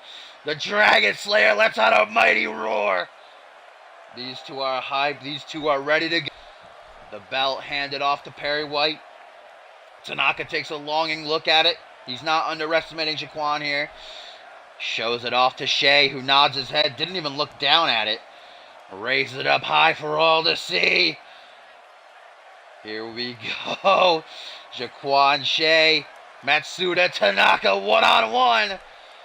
Perry gonna ring that bell. Things get underway. They're gonna meet in the middle of the ring. And Tanaka takes that immediate control. Floats him over with the butterfly suplex. Yeah, you can. You can join our website. I don't know if you've ever joined our website before, but that's an easy way to get us to download your calls and whatnot. You can whisper me on here or join our Discord too. That's an easy way. Catches the kick and a clothesline by Tanaka. Brought up to a vertical base. Grabbing him by the arm. BAM! Eat defeat. Jaquan Shea gets lost in the woods. Not a great start. Front headlock now by the RJPW Television Champion. Denies the knee. Ooh, nice side headlock punch directly to the face. Irish whip now. Tanaka rebounds off the ropes. Look at that on Jaquan. I love to see stuff like that. And now a kick right to the chest. Get a down Tanaka, and the smarts on display of the RJPW legend. And look at Jaquan taunts, but that was a mistake. The Dragon Slayer double boots to the back. You should not take your eyes off of Matsuda Tanaka. Jaquan just learned that. Now face first to the knee. Drops like a sack of stones. Brought up now. One knee. Kick to the chest connects. Punch to the midsection though by Shea. Gets himself back up to his feet. Now shoots in for a wheelbarrow arm drag. Jaquan showing us what he's worth. Matsuda seems a bit pissed off about that. Gets another kick to the midsection that takes him down. Kick to the chest now. Matsuda fights through the pain to his feet. Jaquan kick to the midsection. Looks like a butterfly suplex. Not just one though. Rolls through a second time by Jaquan Shea. But still not done. Back to his feet. Middle of the ring for a butterfly face buster. Nicely done there by Jaquan. Bringing it all together successfully. And Tanaka just rolling around on the mat in agony. Back up to his seat now, though. Arm drag puts him on his ass. Stomp to the chest by the RJPW Television Champion. Now kick to the back. Gonna send shots of pain up and down his spine. Now up onto the shoulder. Gonna take him to the corner. No, but Jaquan escapes just in time, and a chop block right to the back of the knee. Double boost to the chest, though. Gonna fling him away.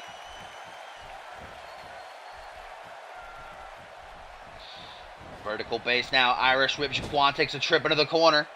Slowly approaches, does Matsuda. Nice elbow drop to the shoulder. Front headlock. Jaquan Shea wants to make history here tonight. Snaps the leg. Now grabbing him by the ears, brings him to a vertical base. Jaquan shoots in, maybe a belly-to-belly elbow to the top of the head instead. The ultimate one. Not too quick. Jaquan catches some surfboard stretch. Haven't seen one of those in a while. Digs the knee into the spine, wrenches back the arms, battles back up. Knee right to the midsection, hunches him over in pain. Now Matsuda with a hook to the jaw from behind. Counters the Jaquan, stomps to the quad, and now he comes from behind for a teardrop suplex. Grabs a hold of the arm, the leg, pulls him out of the corner. Now a hook. Jaquan Shea, I believe his first pinfall attempt of the match, only a 1 count produced. Dropkick, maybe, yes, right to the shoulder. Maybe caught him on the back of the head, too. Up to the top rope with the RJPW title on the line. Imagine if Jaquan wins, imploding 450, but Tanaka saw it coming. That veteran instinct kicks in. Now just not even allowing Jaquan to get back up to his feet. Going for the arm. Oh, Matsuda Tanaka snaps the arm of Jaquan Shea over the knee, and that might have just broken his arm. Backs up into the corner. Oh, Matsuda Tanaka. What's he looking for here? Super kick! Connects out of the corner. Boot right down the gullet of Jaquan, but he no-sells it. Right back up to his feet. Jaquan now cracks the jaw, turns him around. What the fuck is this? Oh, we're gonna get that fucking weird-ass submission. Look at the leg over the shoulder, the neck against the knee, the arms, the legs flailing. Not looking for the submission, just trying to wear down Matsuda here. As Jaquan now with a lot of pressure on his back to defend CMV. We got tweets from Jay Davis earlier, as well as Matseo Yumno for Matsuda Tanaka. Off the top rope. Ooh, nice punch by Jaquan Shea. Innovative offense. Now a drop kick on the floor. Matsuda goes for a clothesline. Jaquan counters it though, and mushroom stomp. Like 2 daggers, the boots go into the chest. Hooks that leg. 1, 2, but only a 2 count for the RJPW television champion. Kick to the back, but only awakens the demon. Kinshasa! 1, 2. No! It came out of nowhere, blindsiding Jaquan, but Shea still able to kick out just in the nick of time. Mamma mia, that was a close call, though. That's how dangerous Matsuda is. Can come out of nowhere with that lethal knee. Now guillotine on the top rope. Perched up high. The RJPW television champion takes a risk, goes for a moonstop, rolls through, but Jaquan able to counter. Still able to counter, I should say. Now an Irish whip to the corner, kicks to the midsection, catches the leg, elbow to the knee. Now Jaquan maybe looking for the Kiwi Crushers. Nope, denies it. Okay, kicks the rope. Not a big fan of that middle rope as Matsuda Tanaka. Chest bump showing good sportsmanship. Now Matsuda takes back control, front headlock, maybe a final cut into the pin. The RJPW television champion to retain his title. 1, 2, only a 2 count though. Oh man. What a matchup this has been. Matsuda maybe looking to go to the top again, but Jaquan rolls out of the ring. This is a standard singles matchup. And I guess Matsuda Tanaka does have the champion's advantage. He can retain via a count out or disqualification. Look at that. Kind of like faking out Jaquan. Acted like he was going to jump off the apron, then said, nah. And another 8 defeat. The boot to the side of the head. Oh no, out of the corner again. Matsuda Tanaka. Super kick.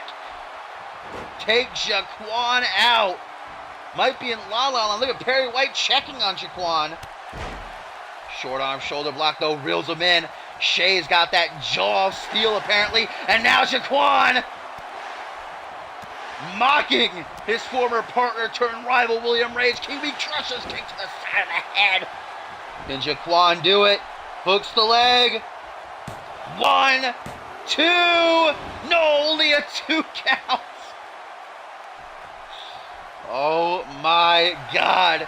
Now Jaquan lining up the shot. Matsuda in big trouble in his CMV debut. Might be going home empty-handed. No, counters the brainbuster attempt. Now Matsuda Punch to the jaw from behind. Looks like a director's cut. Takes him down. Grabs the ears. Face to face they are. Kicks to the midsection. Jaquan grabs it, but an enziguri by Matsuda to counter the counter. Now Tanaka from behind. Turns him around. Pop up. Double boots up under the chin. Matsuda turns to the CM Universe. He has their support. Now a roar let out, echoing throughout the arena. Punch to the back of the head. Face to face again. Kinshasa attempted, but Jaquan saw it coming this time. Able to reverse. Now goes for a ride. The hell is Jaquan doing? Dropping him throat first on the top rope. Jaquan now. A second batch of Kiwi Crushers coming in. Down on his knees. Matsuda just takes the damage to the chest over and over and over again. Jesus, going for the long run, and another time right to the back of the head. The kick connects. Jaquan wasting no time now. Irish whip to the corner. You see Jaquan, man, his shoulders are slumped. Both these men have been through hell. What an amazing matchup. Back and forth it has been. Oh, no.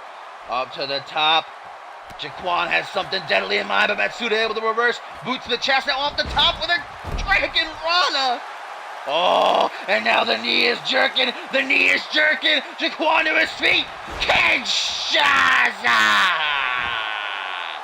1, 2. What? Are you kidding? Matsuda Tanaka baffled, beside himself, pissed. Jaquan Shea kicks out of a second Kinshasa. Oh my God, man. Shea's giving it his all and then some. But it's not just going to take kicking out. He's got to actually win, which he looks to do right here. Dragging Matsuda Tanaka away from the ropes. Looks to hook the leg. Desperation pain here. Don't know that it's going to get the job done. Only a 2 count. Seated position. Shea goes for a drop kick. The Dragon Slayer, though, saw it coming. High knee, Shea put back onto his ass. Now Matsuda with a springboard moonsault connecting successfully, beautifully. Hooks that leg, middle of the ring. Will that do it to retain his title in his CMV debut here in Sydney, Australia? Exodus 3, no! Only a 2 count. Tanaka now wraps his legs around Jaquan's head, unleashing some sharp elbows, and Jaquan is busted open. Drenched in sweat. Double axe handle. Drops down onto his chest. And the pop-up double kick again. That jaw's got to be throbbing on Jaquan with all these kicks and Ziguris, super kicks. You name them. It's been thrown at Jaquan now. A kick to the midsection. Jaquan denies it, though, again. Reverses the reversal. Blood trickling out of his forehead. That's a nasty gash that's opened up. Another director's cut by Matsuda Tanaka. Now Matsuda takes a step back, lines up the shot. He's got it clear, runs him down. Kinshasa!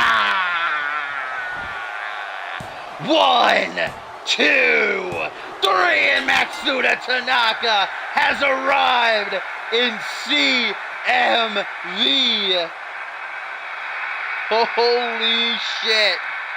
What a match. That delivered and then some. But Matsuda Tanaka is still the RJPW television champion and is looking to take CMV by storm. It was not easy. Jaquan put up one hell of a fight. Kick in the middle rope there. Got really pissed mid-match, did Matsuda.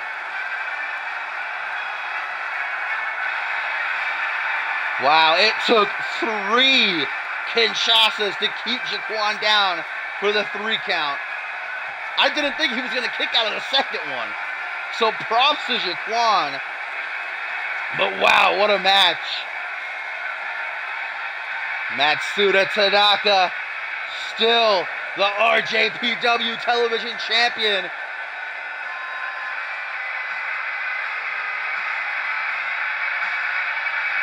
Woo-wee.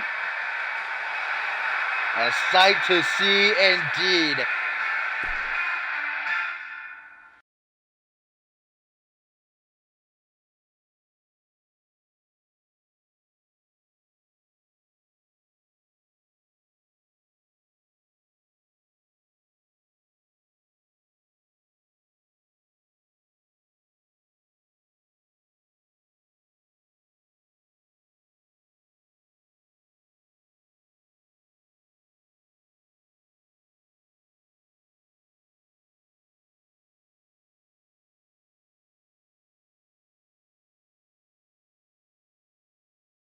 All right, folks, here we go. We are on the final stretch. It is all championship matches from here on out, and it begins with the first Rage in a Cage. Sydney, Australia, Exodus 3 going to play host to this new sinister match concept. I don't know who, but they have got a twisted mind indeed, as these 6 superstars will be locked inside of the Devil's Domain.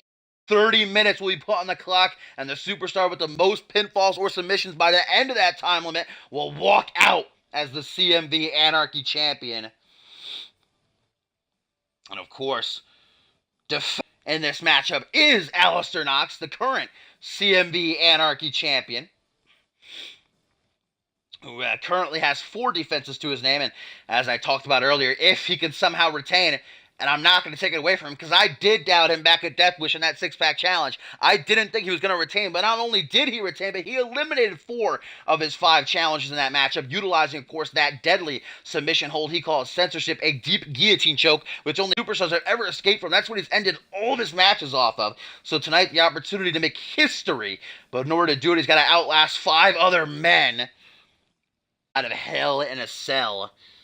And of course, his challenger is certainly nothing to, turn your head out. You got Reese Matthews of the Clique, a former undisputed champion. You have the young, up-and-coming, and hungry Cage. You have Zach Cage, the former Anarchy champion, former international champion, and tag team champion, who of course fought Knox one-on-one a couple of nights ago. Great matchup. Knox ended up getting the... And then you've got Eric Thunder, of course, guys, who, check this out, hasn't been beaten one-on-one in over a year. Of course, he qualified for this by defeating Sean Kent towards the top.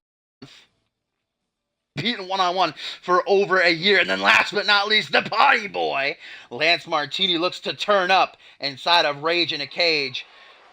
Oh, we're getting entrances? It's a custom matchup. I guess they fixed that. They must have patched it.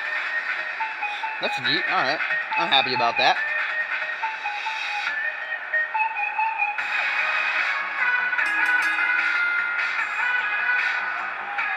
There we go. Out first is the former CMV Undisputed Champion. If you didn't know it, just take a look at his attire, and it'll become pretty apparent. Representing Clique, of course. Clique look to make this night theirs. I mean, they could have walked out with pretty much all the titles on Genesis.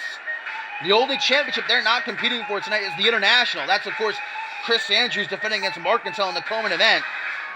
But Reese has the chance to walk out as Anarchy champion. Xander Slate and Randy Borton defend their World Tag Team titles later on against Vintage. And, of course, in the main event, Bob Luger has the chance to become a 3-time Alpha World Champion as he's in the ring with Elijah Stewart and MLP.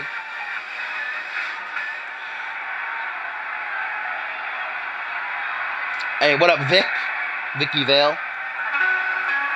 This is Xbox One OG Demon. Exclamation point CMV will let you know more about us. Exclamation point join will give you a link to our website if you would like your call featured. And here we go. Rage in a Cage. Gonna get a little bit dashing tonight. Tyson Cage certainly been full of himself since winning that poll a couple of months ago that named him the most handsome man in all of CMV with his exquisite facial hair. Tyson Cage inside of Rage in a Cage looks to win his first singles title. Of course, he's a former tag team champion.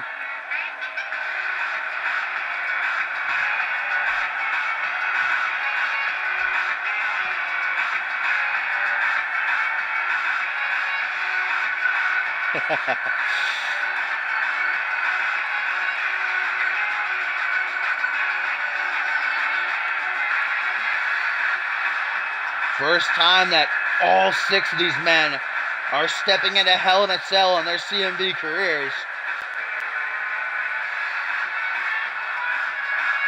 I think Reese Matthews is the only one who's had experience inside of a cage. He's been in steel cages before, but again, not really anything like a Hell in a Cell.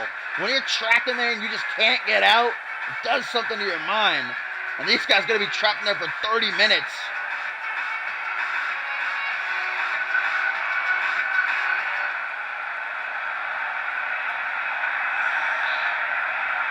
Tyson Cage looks ready to go. Reese Matthews on the outside as here we go.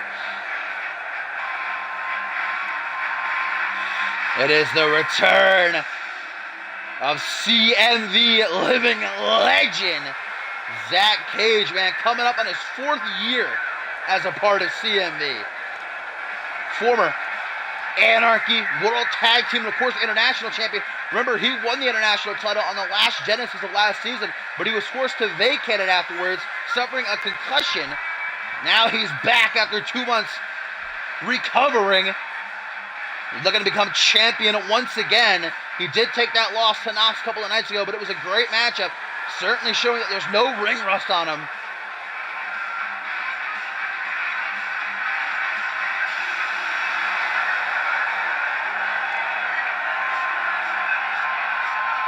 Welcome back, Hellish, just in time.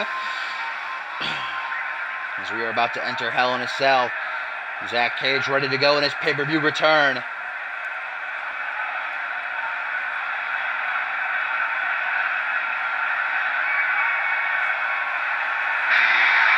It's exclamation point join, Demon.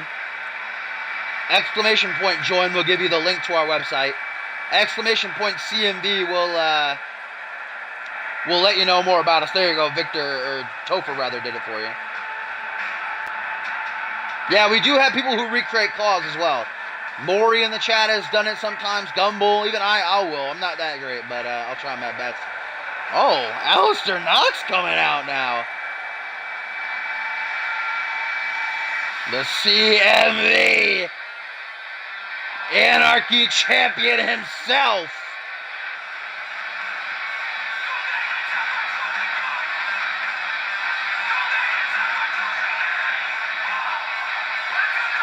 Alistair Knox, since capturing that championship at the end of last season, has been unstoppable. He has not been beaten. Pin, submission, count out, disqualification, nothing can stop Alistair Knox in that deadly submission hold he wields, known as censorship. If he can survive Rage in a Cage, he will break the record for most retentions as Anarchy Champion.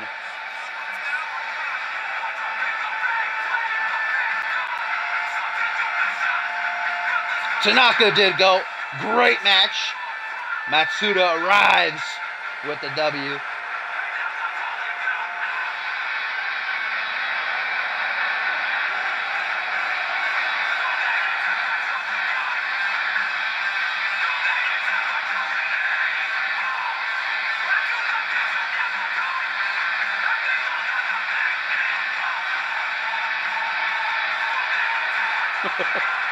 Topher, I bet you own every Twilight ever released on Blu-ray. 100%.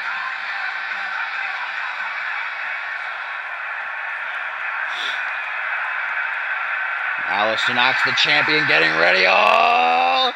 As it's about to get a little bit of funky in here, baby. The party's about to get turned up. Ready, ready, ready, ready, ready, ready? Lance about to dab on them haters. The party boy, ladies and gentlemen, entering this matchup by winning the Last Chance 6-Pack Challenge. Lance says he's going to make that Anarchy Championship glorious. Looking to have a little bit of a party inside of Rage in a Cage, but I think his attitude is going to be changed once the cage actually lowers and locks him inside.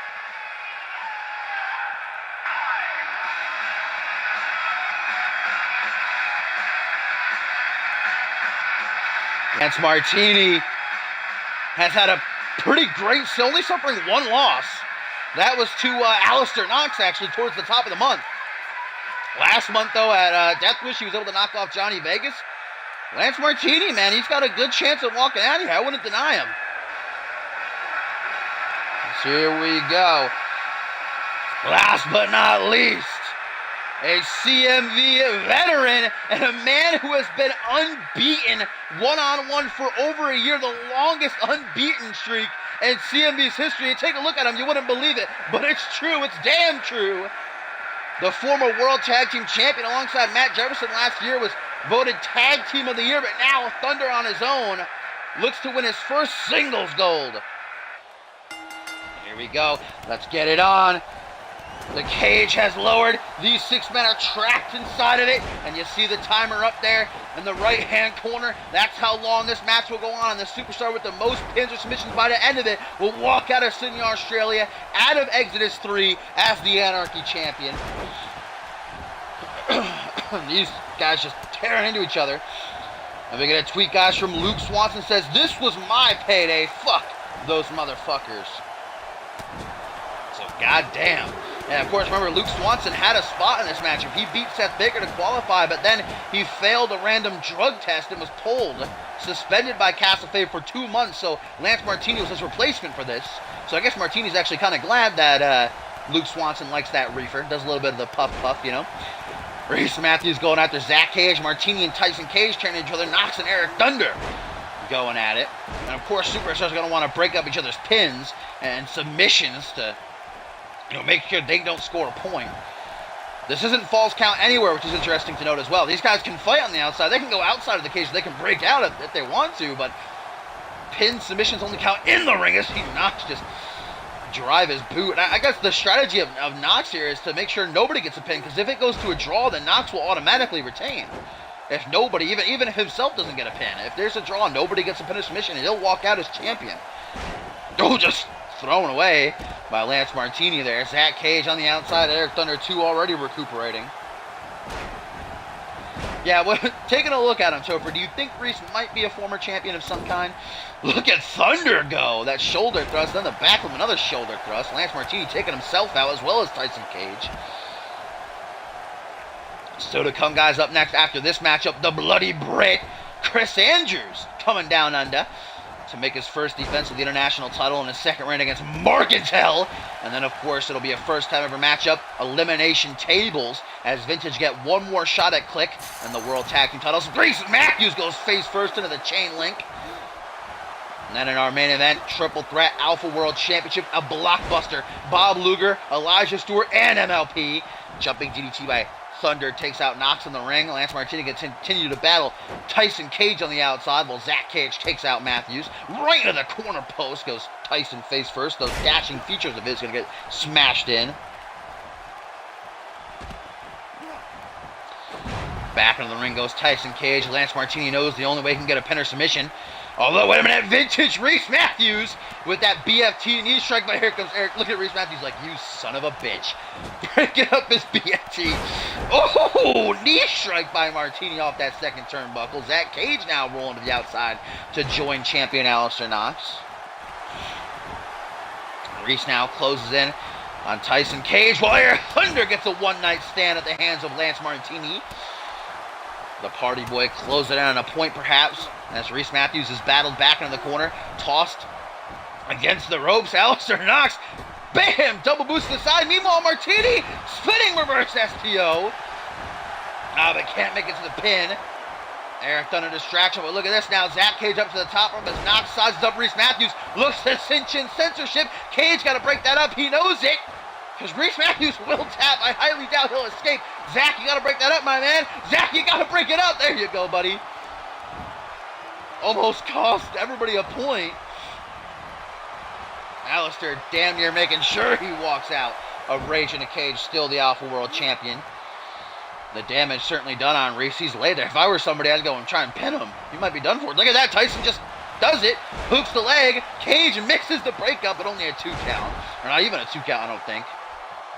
And a tweet here, guys, from Jaquan Shea says, I get so freaking... Wait a minute, who made a pin there? Only a 2 count.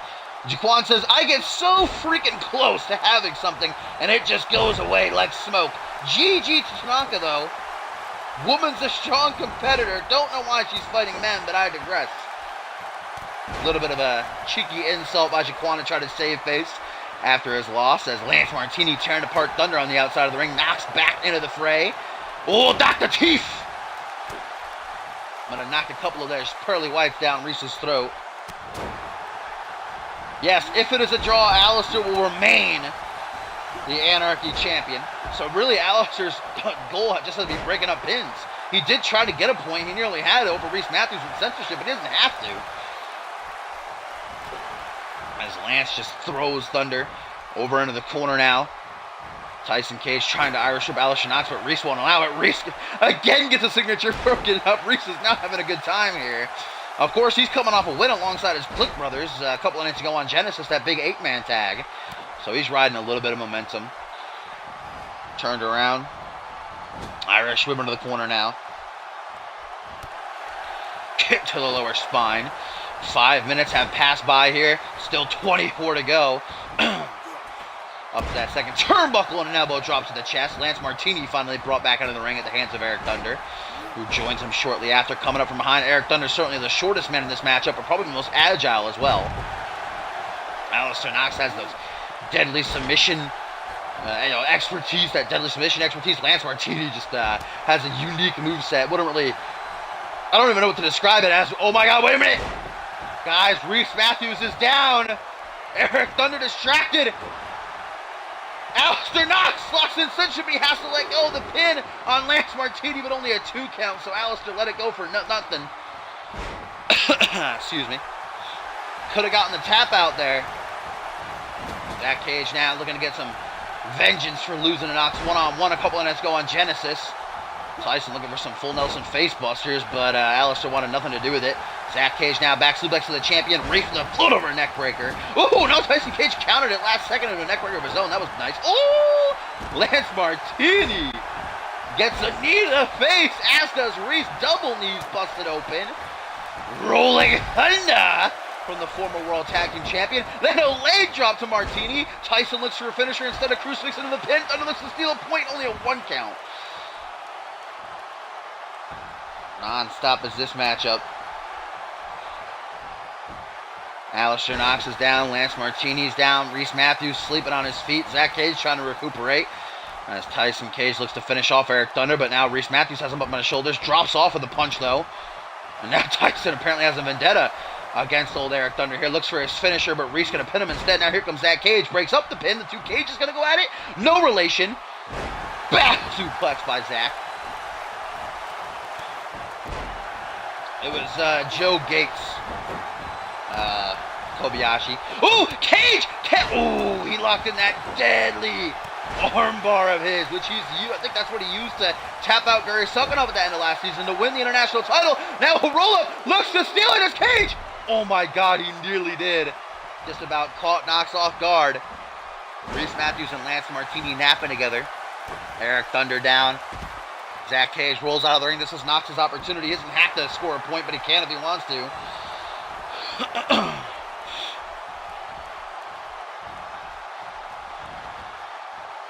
Nobody has scored a point thus far, which bodes well for Aleister Knox. If it goes to a draw, he will retain. Now Thunder drops the outside of the ring. Reese Matthews joins the fight. Oh, Reese got busted open. I didn't even see that. Oh, actually, Kinshasa! Vintage Cage, but he can't make the pin. Reese stops him. Reese just fighting off everybody here.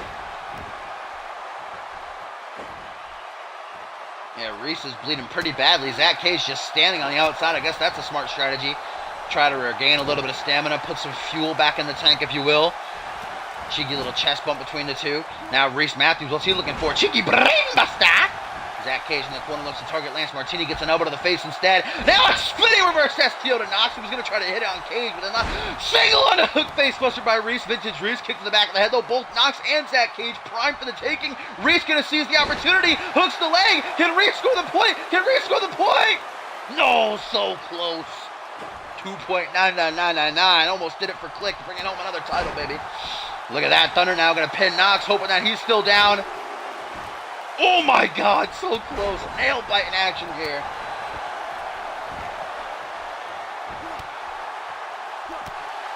Yeah, get that guy out of here. Ugh. Nasty. Elbow drop to Eric Thunder. Neckbreaker by Cage to Reese on the outside. Meanwhile, Coldbreaker to Knox, but Lance takes the pin on Thunder. Oh my God, these close calls. I'm pretty sure Hellas is in here. He's a mod.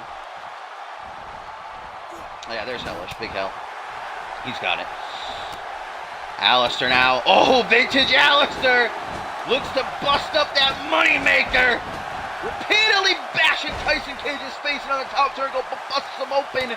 Tyson Cage losing his dashing features. But wait a minute, Cage was sizing up Reese, but here comes Knox to cut him off. Censorship locked in. Censorship locked in. Reese is on spaghetti legs. Lance doesn't see it. Will Cage tap? Will Zach Cage tap? No! Reese wakes up just in time to make sure it doesn't happen.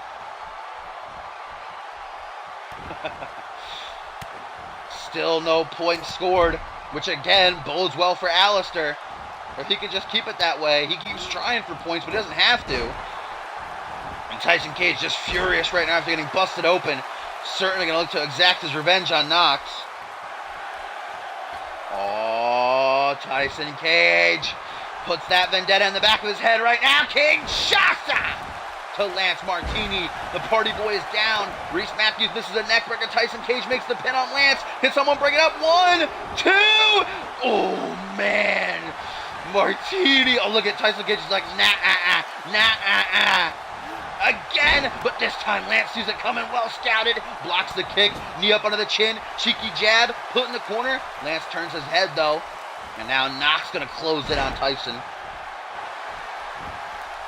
Oh, bam! Lawn dart face for Cage is bleeding like a stuffed pig now. He's donning that proverbial crimson mask as Thunder tosses the CMV Universe mistake. Back suplex all the way off the top rope, and technically Thunder's pinning Reese right now. Nope, not gonna happen.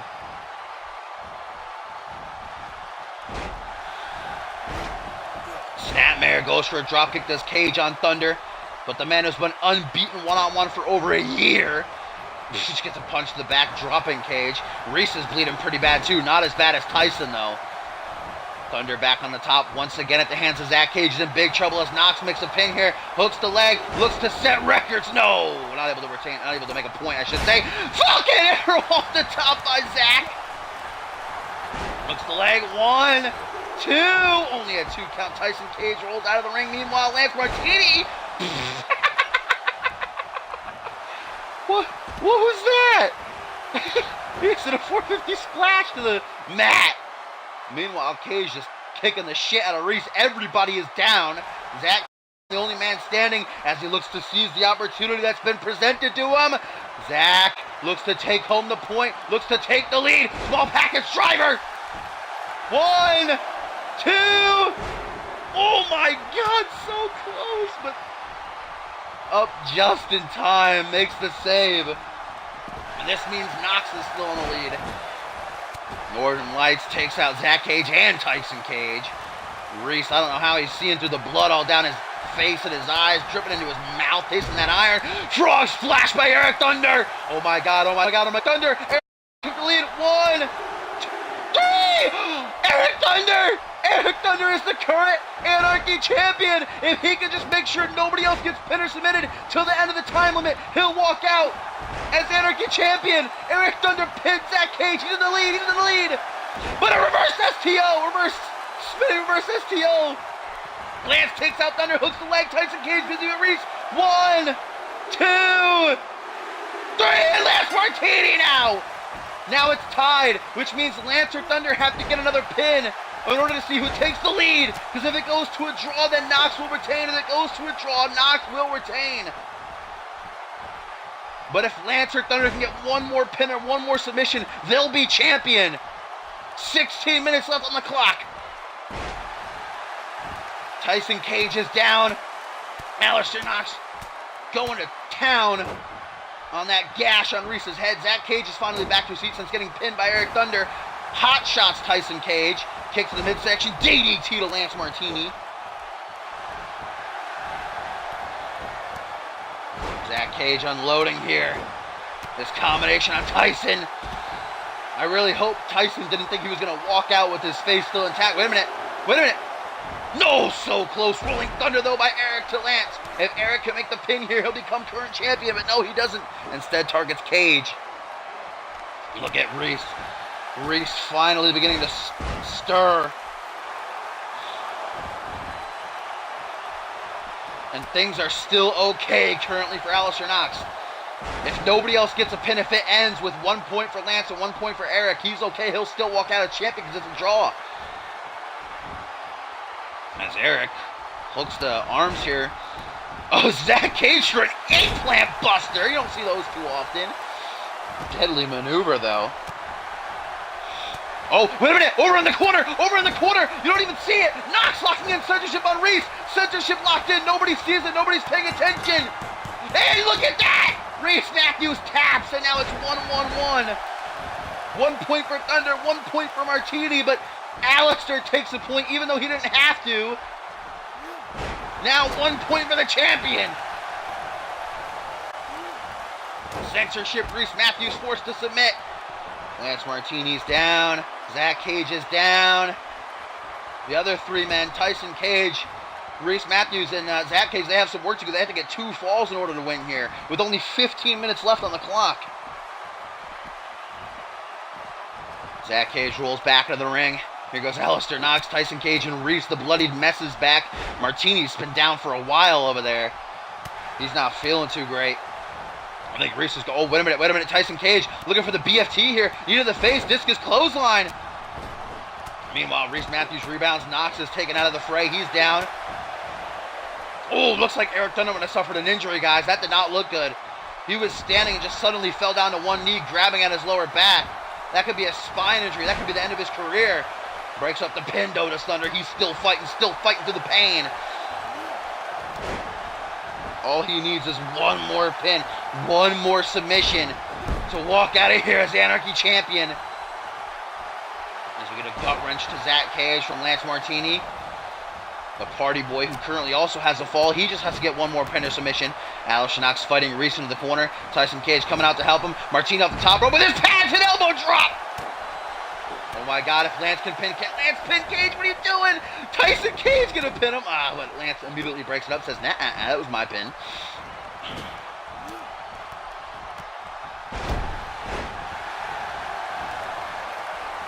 Hey, what up, Supreme? It was very good. 10 out of 10 matchup, very back and forth. Matsuda Tanaka did get the win after a third Kinshasa, retaining his RJPW Television Championship. A successful CMV debut. Meanwhile, Lance Martini and Tyson Cage merging as one, as Zach Cage just hit the small package driver. Doesn't go for the pin, instead turns his attention to Reese. Snap suplex to the former Undisputed Champion. The Click Brother, lateral press. Cage hopes that's enough. Not enough, though. Oh, wait a minute, who's pinning? Oh, Eric Thunder didn't even notice. Thunder just flopped onto Knox with that desperation pin. Meanwhile, Martini took out Cage with another swing reverse STO. Now a small package to Tyson. 1, 2. Oh, Martini nearly took it home. All he needs is one more. Why isn't he pinning Cage? Cage is still down and out. Oh, now the opportunity has passed for the party boy. Zach Cage beginning to stir. Cage is probably taking the most punishment in this matchup. He's eaten like 10 finishers. Of course, Tyson Cage is completely drenched in blood. Reese has a nasty cut on his forehead. Yeah, as it currently stands, Eric Thunder, Lance Martini, and Alistair Knox all have 1 point. If it stays that way with 12 minutes left, then Knox will retain the championship via draw as we get a hammerlock reverse, or hammerlock Russian leg sweep. And then hooks the leg on Knox here. Zach Cage, will he get the point? No, yeah, Cage. But Zach and Tyson, as well as Reese Matthews, they got to work overtime. They have 10, pretty much 10 minutes, a little bit over 10 minutes to score 2 falls. Hook to the jaw. Punch to the shoulder, though, from Reese, letting us know he's still alive. Zach Cage having a tough go of it. Tyson just looking like he's in La La Land. Catches a cannonball by the party boy.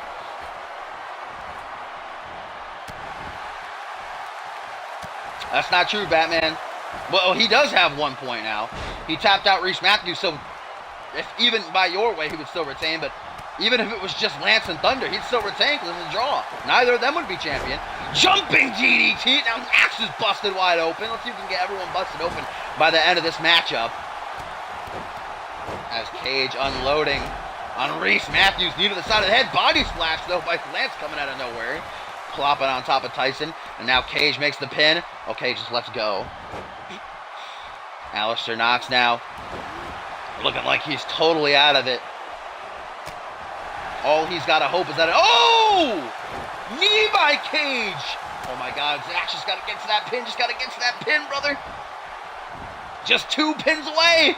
Lance preoccupied with Thunder. 1, 2, 3, and Cage scores a point now.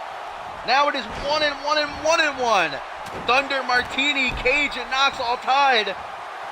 Tyson and Reese, the only ones without points. Reese's cut is now getting worse.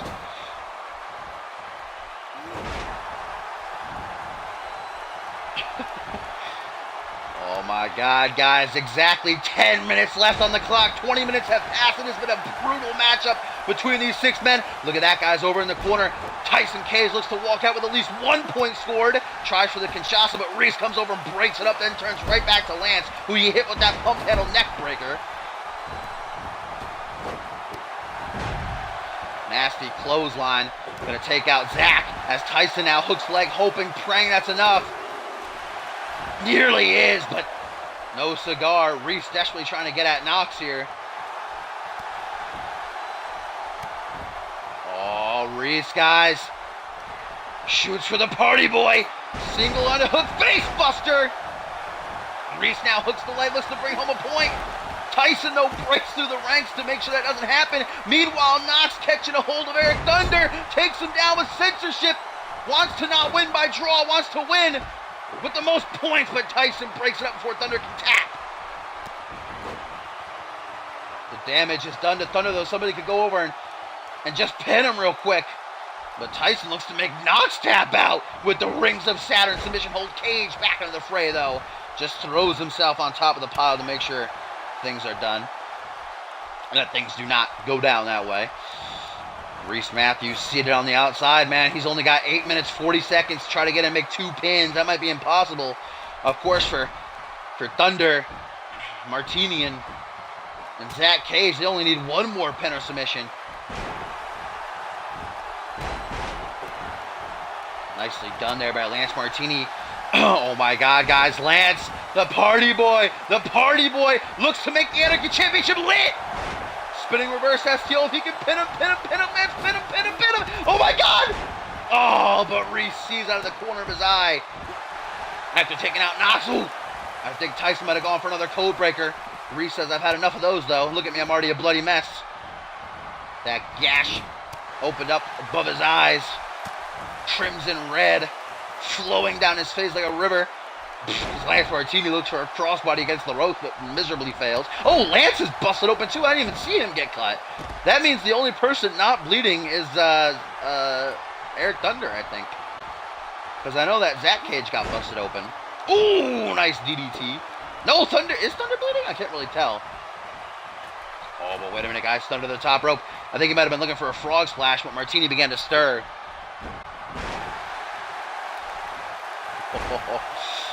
Trip up by Lance Martini. Lion Tamer cinched in on Thunder. Reese comes over to make sure that he's trying to. There we go. Woo. Looks like a dragon suplex. Knee to the side of the head by Cage to Tyson. Now a high knee takes out Knox. Now Zach Cage is lining up the Anarchy champion. Zach Cage looks to reclaim the Anarchy title by pinning the champion, going to 2 points. No, taken overhead with 7 minutes left. Currently it is a draw. 1 point for Thunder, 1 point for Martini, 1 point for Knox, 1 point for Cage. If it continues like that, Alistair will retain via draw. Still time left, though. Still time left. I think for Tyson Cage and Reese Matthews, the odds are pretty much impossible to get 2 falls. But you never know. Anything can happen in CMV. This rage in the cage has been long and brutal. But there's just over 6 minutes left as Reese Matthews goes into overtime. Single on a hook face buster to the champion. Can he pin the champion? 1, 2, 3.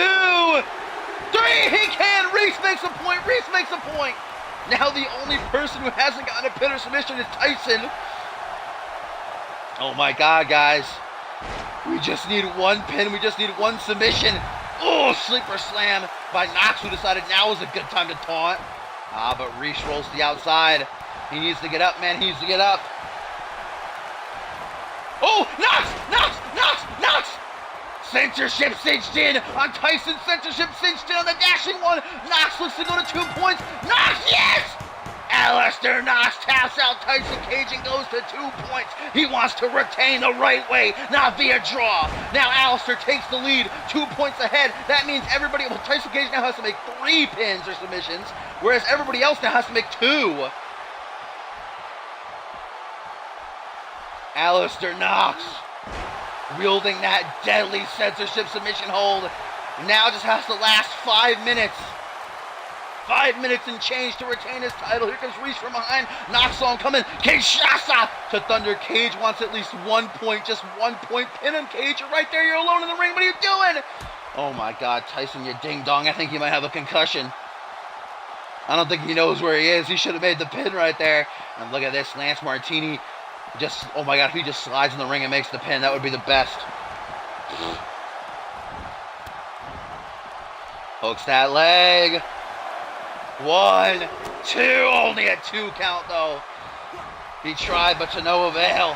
Ooh, now everybody's been busted open. Everybody, all 6 of these guys now have been busted wide open. Ascan again for Air Thunder neckbreaker to Reese Matthews. Holy shit. Reverse STO to the champion. Lance, come on, you just need 2 pins. Hooks the leg of Knox. Can he take it? Reese, filled the. Oh my God, he had it. He had it. Oh my dude, try again. Look at both Reese and Lance are stalking Knox here. Another swinging reverse STO. Guys, 4 minutes, 5 seconds left. Eric Thunder, Lance Martini, Zach Cage and Reese Matthews all have to make 2 more pins. Tyson Cage had to make 3. I think that's nearly impossible. Misses the drop kick. Knox is reeling. He's trying to get back up to his feet. Meanwhile, Zach Cage with a Samoan driver. Tyson throwing Reese out of the corner from behind, dropping him on his knee with that reverse DDT. Now out onto the apron.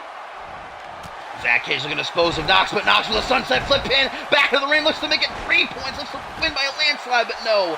Reese breaks it up. 3 minutes, 25 left on the clock. Oh, knee to the face. Discus clothesline. Alistair.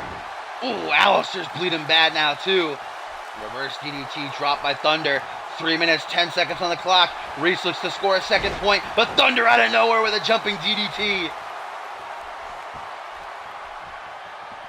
Reese on spaghetti legs. Tyson Cage, who's the only man to not get a point in this matchup, down on the outside. Break up, though, by Reese as Knox looks to make it 3 points above the rest. Irish up into the corner. Lance Martini donning that proverbial crimson mask. He's drenched. Rolling. Ooh, body splash by the party boy. Reese is down, guys. Lance Martini, though, looks to take it home. Oh. Gonna try again. There we go. Guys, Tyson Cage preoccupied with Thunder in the corner. This could be Lance's chance to at least place 2nd. 1, 2, 3. Lance, he just needs to get 1 more pin, 1 more sub. 2 minutes and 10 seconds left. He can do it. He can do it. The party boy just needs to make 2 more pins. Frog splash missed. Zach Cage looks to steal it. I meant to say Lance needs 2 more pins, because if he makes 1, he'll tie with Alistair.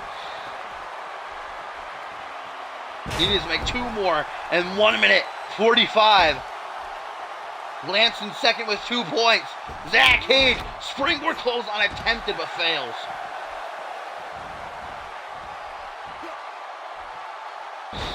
Single underhook. Single knee gutbuster. Oh my God, Lance Martini up to the top rope. Guys, Martini can tie Alistair Knox here. I think he's going to go for his elbow drop. I think he is. No, what is he going for? 450. He tried for that earlier and just ate Matt. This time he gets it. Pin him, Lance, pin him. Oh my God, he can tie. 1, 2. Oh, not even a 2 count. Cage has had enough of getting pinned. No, Knox has 3. Knox has 3 points, doesn't he? No, he has 2. You're right. I thought he had 3 for some reason. Yeah, so, yes, you're correct. Lance I was right. I confused myself. I don't know why I suddenly thought that Knox had 3. I think it's because he locked in censorship and I thought somebody tapped. So yeah, Lance just needs the one pin then to go to 3. He's currently tied with Knox. But there's only 40 seconds, yeah, and there goes Lance rolling out of the ring. He's done. So guys, look at Knox. Now all he has to do is wait out the clock, guys. Because he'll retain via draw with Lance. Or maybe he wants to make sure he wins with the upper point. Censorship locked in! Oh my god, with 20 seconds to go. Yes! Knox gets the 3rd point. He's going to win clean, no draw. There's the extra fall. Now he's got 3 points. Alistair Knox, guys, gonna retain. 10 seconds, counting down the clock, but nobody's gonna be able to make that many pins. 5, 4, 3, 2, 1. This match is over, and Alistair Knox is still the CMV Anarchy champion. I said you shouldn't doubt him, baby. I said I wouldn't do it again. Holy shit. Alistair Knox survives Rage in a Cage, survives 5 challenges, but still finds a way through. Breaks the record. Surpasses Chris Andrews for most defenses as Anarchy champion at 5 now. The face of a warrior went through hell. All 6 of those men deserve a round of applause. Lance Martini placed in 2nd. Eric Thunder, Zach Cage, and Reese Matthews tying for 3rd. Tyson Cage, unfortunately, didn't even get 1 fall. But Alistair Knox, proving that he is one of the best superstars to ever hold a title here in CMV. Not afraid of a challenge, not afraid to put his title on the line. Everybody else is gone, but Reese decides to stick around. That's a champion, baby, right there. Congratulations to Knox, if he even knows where he is. Holy shit. Mamma mia.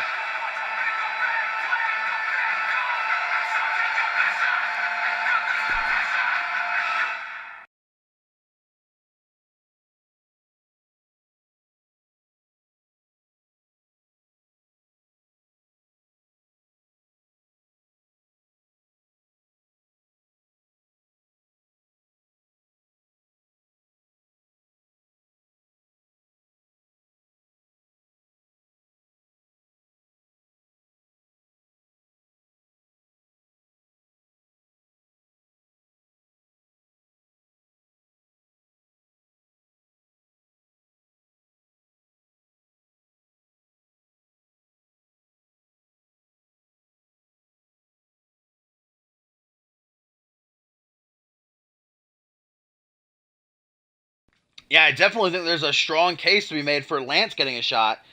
Because not only did he play 2nd there, he was close to winning, but also a couple of weeks ago, he actually took Knox to the limit in a one-on-one match. We thought multiple times Lance might beat Knox. And we know Alice is a fighting champion. I'm sure he wouldn't mind. I think he might need a couple of days off, though, after what he just went through. All 6 of those guys might need a little bit of time off.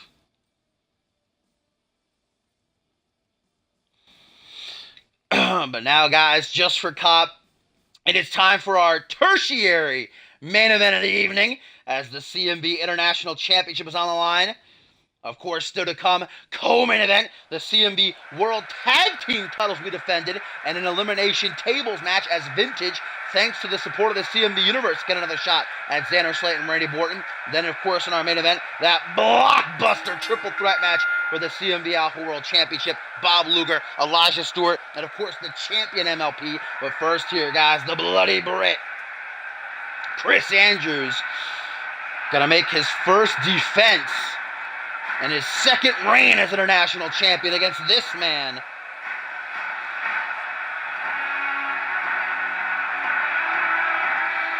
The big red machine.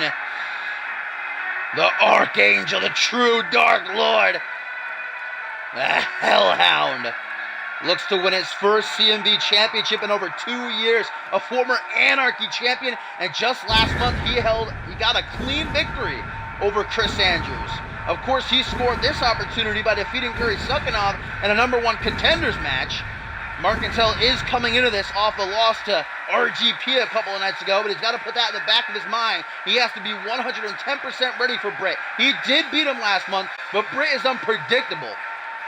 You can't just think you're going to beat him, then you always have his number.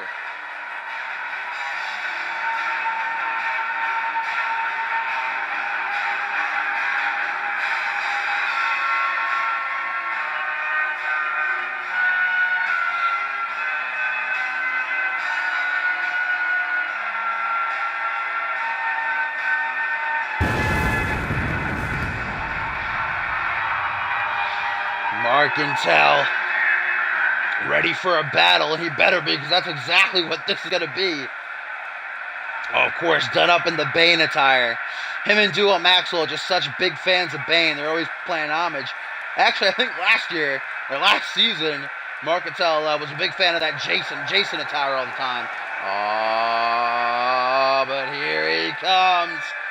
The bloody Brit down under here in Sydney, Australia. Looks to come, open up a can of whoop ass. Hit some revenge.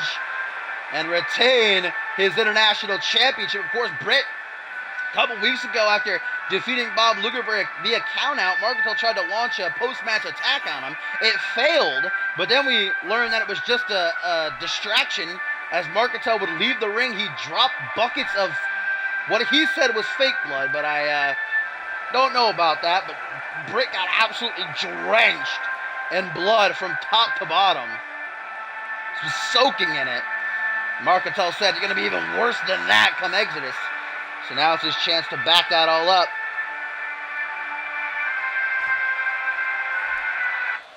Here we go. Britt, of course, is coming into this matchup off a loss as well, so I guess he's got that even momentum with Marcantel. He was part of that 8-man tag match. He and Vintage and Josh Wolf took the L to Vintage, but there's what's on the line.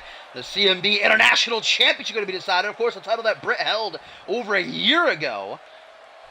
In his first reign, he never successfully retained it, though. Now's his chance to do just that. As Marcantel looking ready to go. Oh, the throat slit. One last message sent over to Chris Andrews. Look at that, just mean mugs back at him. Just like, nah, who's this motherfucker coming in here thinking he's the shit? Look at that, stroking his chin hair like, why am I even here? Oh, turns to the crowd. A roar as he holds up his championship. Certainly got the support of the CMV universe here. Britt now has to hand the title off to Percy White. Shows it over to Marcantel, who just nods his head. He's ready to go. These two are ready to tear into each other. Holds the belt up high for all to see. The eyes of Percy there scaring me a little bit. All right, here we go. Referee rings the bell and it is on. Marcantel, Chris Andrews for the CMV International Championship. Britt immediately tripping up Marcantel and unloading with the right hands. Marcantel doing a fairly good job, though, protecting himself. Maybe one or two punches got through there. This is going to be a brawl. This is going to be a fight between these two brawlers. Two guys who love to beat the hell out of their opponents, tearing each other apart right now. As look at this. These two actually talk to each other about power bombs. Remember, Marcantel defeated Chris Andrews with a power bomb last month. And that matchup, and Britt brought up way back when Chris Andrews first debuted, Season 3. How he powerbombed the shit out of Marcantel's old tag team partner, Bill Cipher. Well, tonight, Chris Andrews looking to arrive Suplex City, retain his international championship, walk out of Sydney, Australia in Exodus 3, still with the gold. He's fucking unloading. He's striking, doing a little bit of boxing maybe, yes, Britt, training. Mamma mia, unloading with those strikes. Cracks back though, does Marcantel. Look at this, these knees to the chest. Marcantel certainly has the size, and I'd probably say the strength advantage over Chris Andrews here. But again, you can never count out Britt any type of fight. Against any kind of opponent, another power bomb. Two now in just a couple of minutes. Down on one knee, goes for a punch to the top of the head, punch to the midsection instead, though, by Britt, who floats over for a neck breaker. Britt doesn't really strike me as the kind of guy who floats over, but successfully pulled that off there. I hope we see that pop-up German suplex that Britt hit the other night on Genesis. That was fucking badass. I don't know how he's going to hit it on a guy the size of Marcantel, but I wouldn't put it past him. Britt's got that strength also. Punch to the top of the head. Rake of the eyes by Marcantel, who's not afraid to get dirty. But Chris Andrews has proved in the past as well he's willing to do whatever he has to win a match. Of course, he has the champion's advantage. He can retain via count-out or disqualification, but I don't see someone like Andrews doing something like that. He wants to win by pin or submission with that crossbody in the rights and lefts. Just a flurry. Man. Hooks the leg now. First pinfall attempt of the match. Only gets Britt a 1 count with his championship on the line. Of course, tonight it might be all a vintage going out and partying on the town here in Sydney. Up next, if Britt can retain here, Bacon and El Jefe can win the World Tag Team titles. Brought up to a vertical base. Marcantel with an Irish whip, maybe a public attack. No, puts him on the apron. The Big Red Machine brings him back in, drapes him across the top rope. Face plant him. Jeez Louise, Papa Cheese. Might have chipped a tooth on the way down there.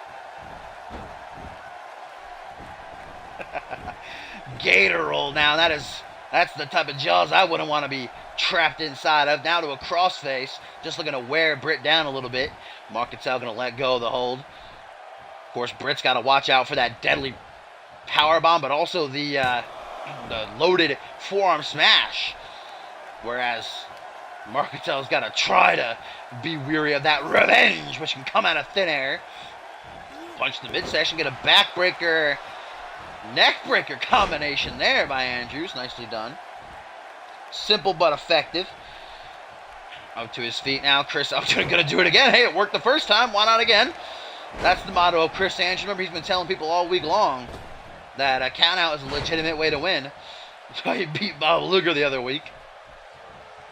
Misses that elbow. Marcantel gets out of the ring, takes a breath, comes right back in. Britt not sticking around on the shoulders for very long. And a third Russian leg sweep. Good. All things threes. We know that's Britt's motto.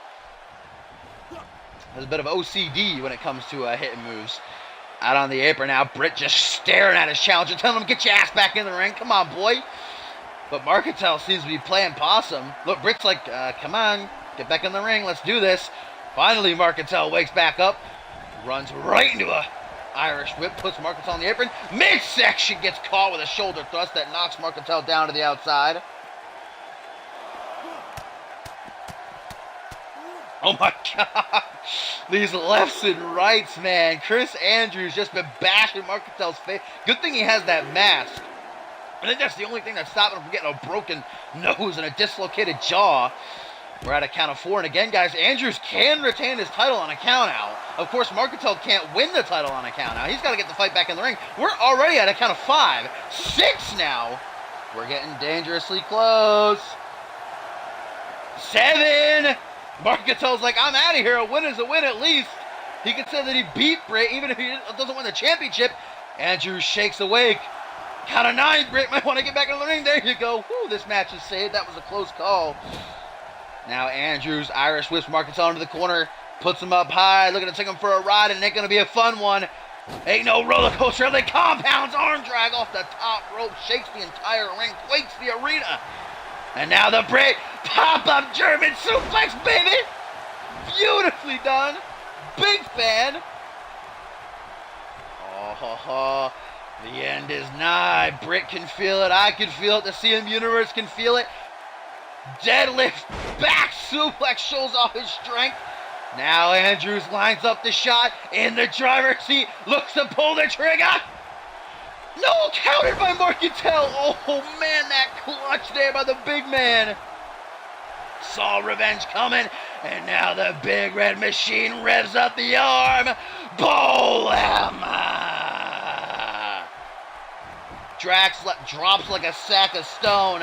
1, 2. Only a 2 count, though. Andrews gets his shoulder up off the canvas just in the nick of time. But now Marcantel knows he's in control. Shakes himself awake. Puts himself back into the game. Irish whip into the corner. Turns him around. Clothesline. Yeah, I definitely say that Chris Andrews has that cardio game in this matchup. The longer this match goes, the more it benefits the international champion. Oh, sit out sidewalk slam, though, middle of the ring. Looks to bring him up to his feet. Back body drop, though. Chris Andrews not quitting. He's got as much fight in him as anybody else, even more. Hooks that leg out of desperation. Only a 2 count still, though. Misses the kick. Now Marketell from behind. Oh, vice grip squeezing the temples of Chris Andrews. As you see Britt try to fight, but now just fade. Oh. Oh. Jesus. Now Marketell rolling Britt away from the ropes. Grabs him by the waist. Showing off his power. Not just one gut wrench. A second one. Now we're going to get a third. Britt's got to find a way to fight back here, man. He's in dangerous territory. Marketell has this match won as he winds up the arm again. Looks to unload. Blam! And the second time's got to do it. Uno, dos. No, are you kidding? Are you kidding? Marketell's lidded. The fans on their feet. Britt's not done. He will not die. Chris Andrews kicks out a second time. He keeps fighting. Now Marketell has to dig down deep. Elbow drop. That's something you don't see often. The big man going out of the corner or off the top rope. Knee to the midsection. Andrews, this is his chance. This is his opportunity. He can't spoil it. Jawbreaker. Marketell busted wide open. Blood trickling from his forehead. A nasty cut above the eyes. And now Andrews with a snapmare. Seated position.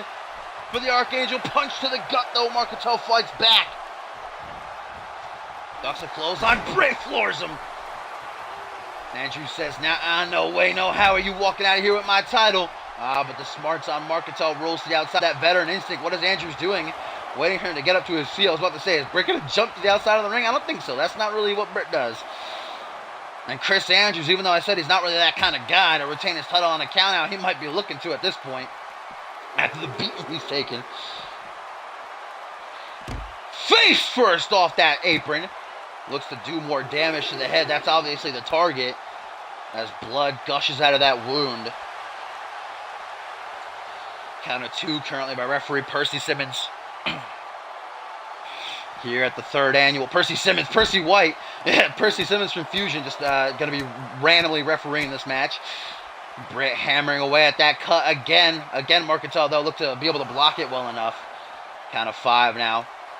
Sydney, Australia. Exodus 3. This time last year, Bloody Britt won the Elimination Chamber to become #1 contender for the Undisputed Champion, remember. Into the security wall, back into the ring.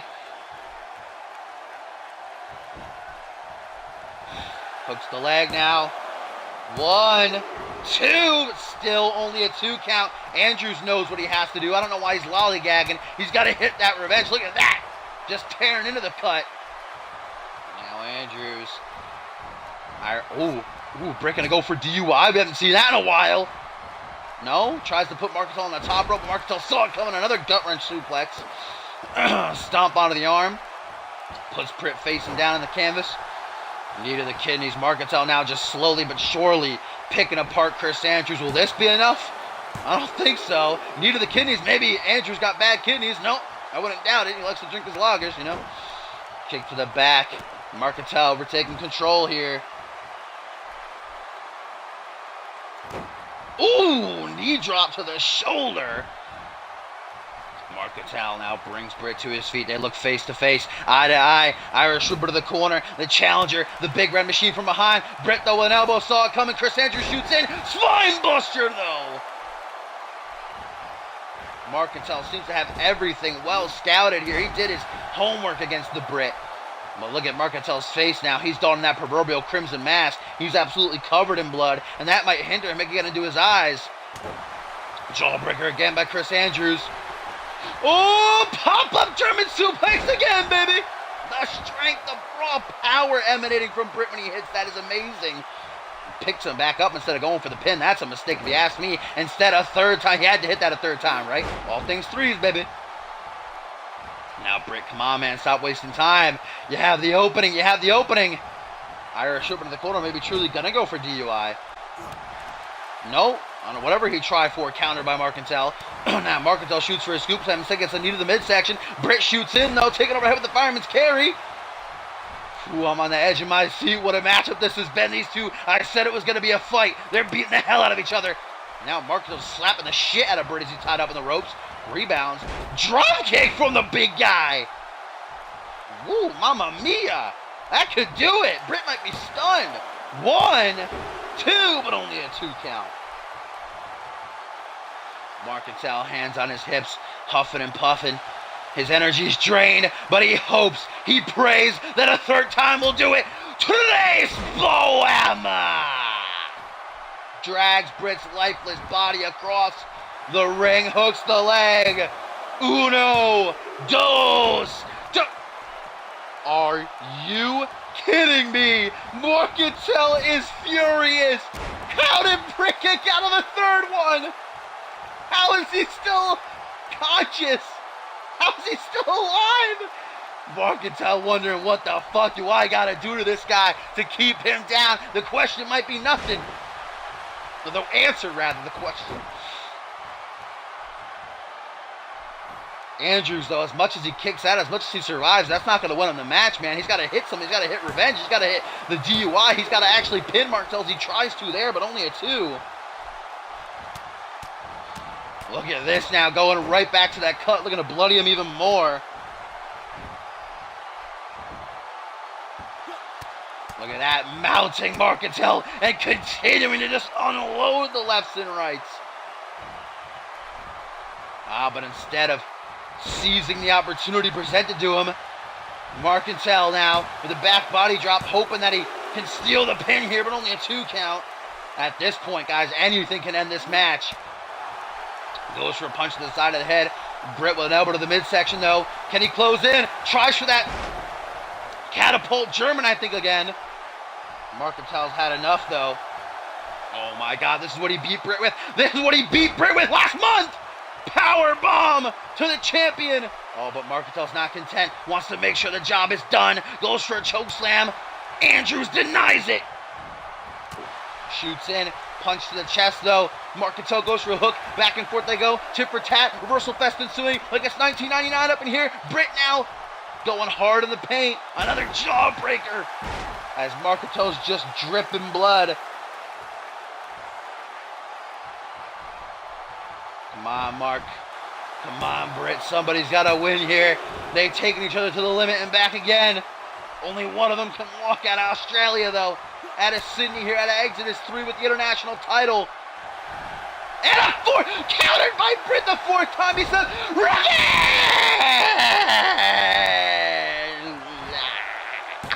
1, 2, 3. Britt finally hit it, and it's not enough. Holy shit. Counters the bullhammer, hits revenge, and Marcantel kicks out. Oh my God. Holy shit, this matchup. Jawbreaker now by Mark. Shoots in, clothesline by Britt, though. Mounts him again. Those lefts and rights. Marcantel probably has 10 concussions by now. Britt can't be doing any better. His jaw might be unhinged after all those bull hammers. Kick to the shoulder. Britt with his shoulder slumped. He's tired. Both these men are exhausted. Their gas tanks are empty. Look at this, Britt with a desperation pin, hoping it'll be enough, but only a 2 count. Look at Britt's expression. Look at his reaction. Hands on his hips. You can't believe it. What does he have to do? This has been a war, man. No matter who walks out the winner, I'm going to applaud these two. This has been a fantastic matchup. Their heart is on display, but they're still fighting. They're still not giving in. Another jawbreaker.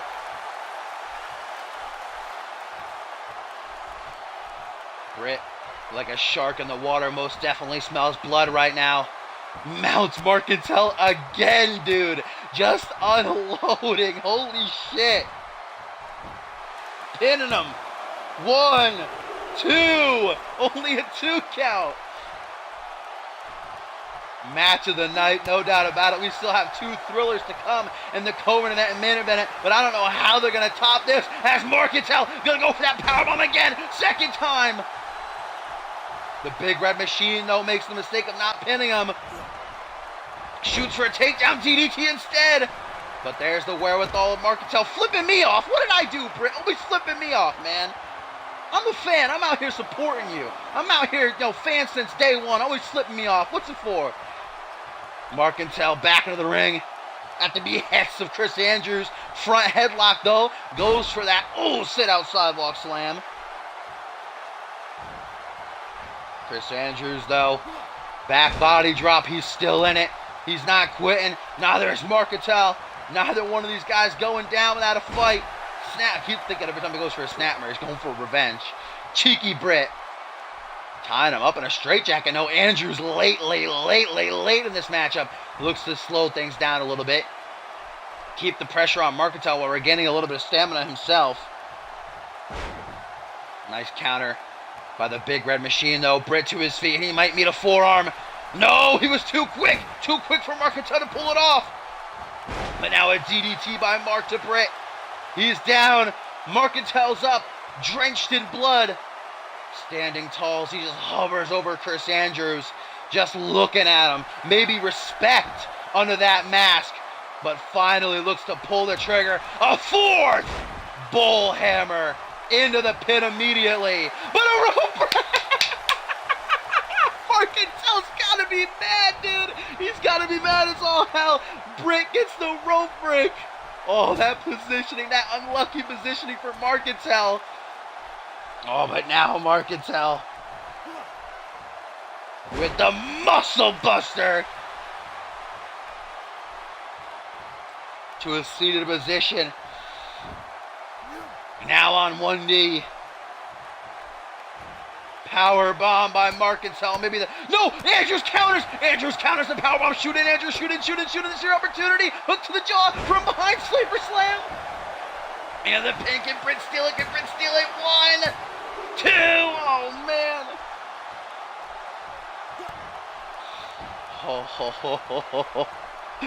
What a match. Match of the year. Worthy here as Britt. Why does he keep hitting? I think it's weight detection is on. It's why he keeps hitting all these same moves. He's hit that 4 times now. Oh, Britt out of the corner. Vintage Britt with the British boot. Shoving it right down his gullet, baby. Seated position. Andrews tries to stay in control, but Marcantel gets the punch off to the midsection, shoots in, but a headbutt. Britt not afraid to get bloody, baby. Kick to the midsection. Now an Irish whip to the corner. Chris Andrews has been trying for something in the corner all match long, but he hasn't been able to get it. Bulldog, I don't think that was it. Or maybe it was. Hooks the legs of the Bulldog. 1, 2.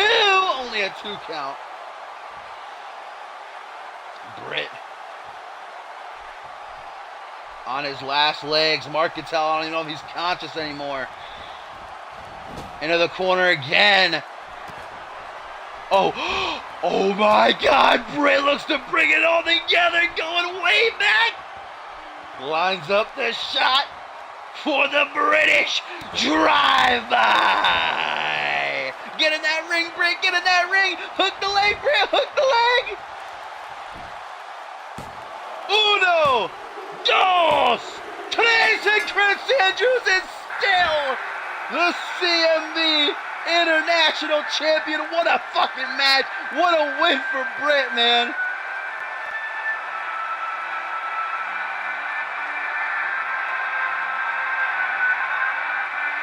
Holy shit.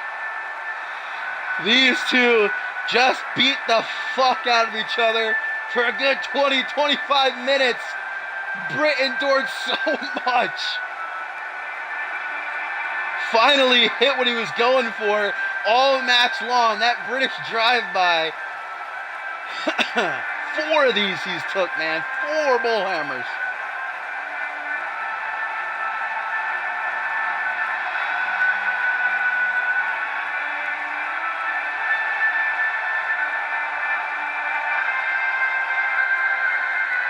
Marcantel walks out of, maybe he has to be stretchered out of Sydney, Australia, out of Exodus 3, still as international champion.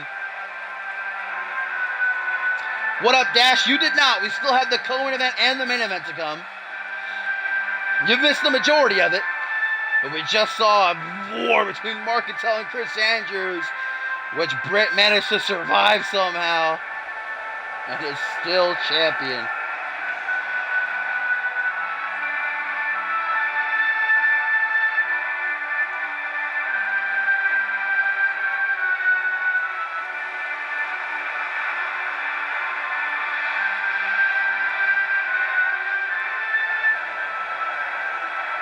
Congratulations to the Brit, but props to Marcantel too.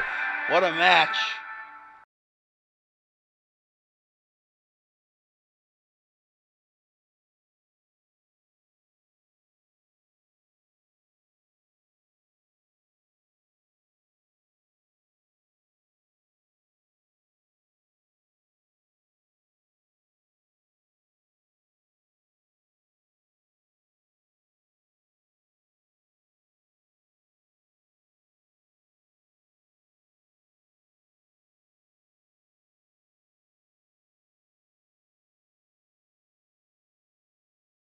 As we get ready for our we have a tweet here from Adam Valentine who says, so Lance Martini gets 2 lucky pins and all of a sudden people think he deserves the Anarchy Championship, while I proved week after week that I'm not only the person who deserved to be the next Anarchy Champ, goes to show the ignorance of the CMV universe.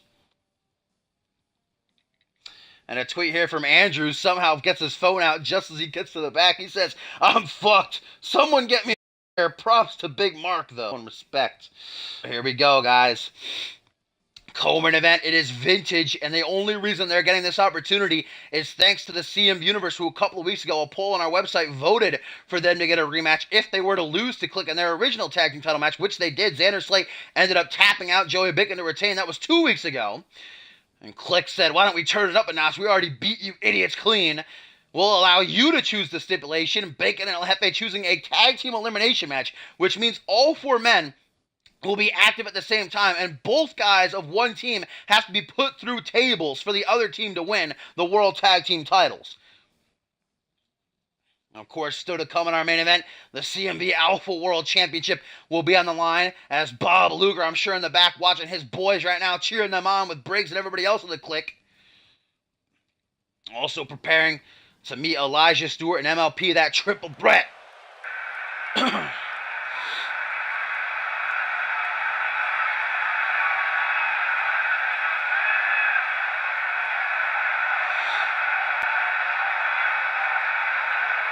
And a tweet here, guys, from Elijah, speaking of, says, Chris Andrews always showing he's a tough SOB. And here we go. Joey Bacon certainly rocking a new look for Exodus here. Maybe he picked it up in Australia. And his big hand, the 500-pounder. And to his right, the 2-time light heavyweight champion, the Arriba Man, El Jefe.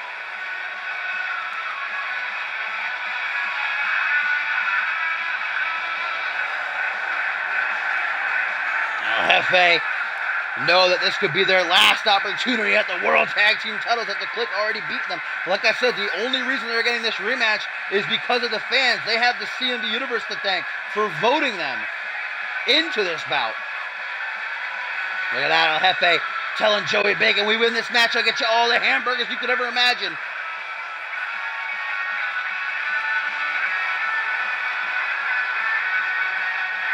And I talked about it during Genesis a couple of nights ago about how the hell are Slate or Borton or both of them gonna get Bacon through a table, man. I think Vintage have all but assured themselves walking out of Exodus as the new World Tag Team Champions. I don't know how Bacon's gonna get put through a table. I'm getting a call. Rip. That better not take down my chat.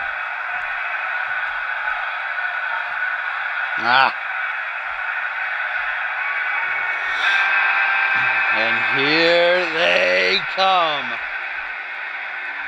The CMV World Tag Team Champions. About to get too sweet in here, baby. 2 CMV veterans, the OG Dirty Heel, the Milkman. Xander Slate and Randy Orton won those belts back at Death Wish in the Clean Slate match. They retained against Click. They told Bacon and El Jefe, we already beat you clean, suckers. Why don't you choose a match type? We'll beat you in that, too. I have to refresh my chat. Fucking Ross, Albius.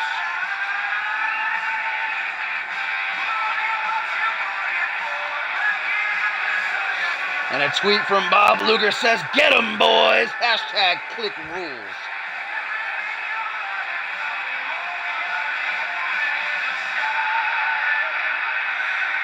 Let's get it on. Another first here at the 3rd annual Exodus. We had our first lumberjack match, our first Rage in a Cage, and now our first ever Elimination Tables match.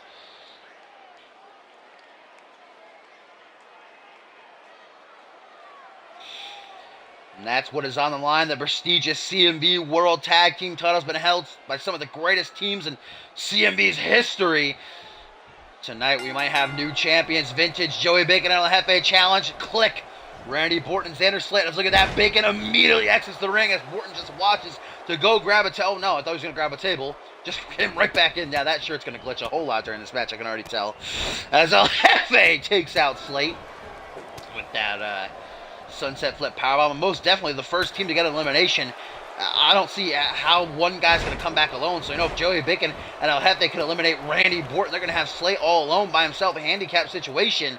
It's going to be tough to fight back. We've seen people fight back from tougher odds before, but most definitely it's not going to be easy. And vice versa. Now we get a lumbar check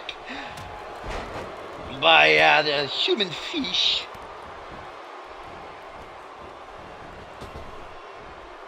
I did not know that. Thanks. Woo!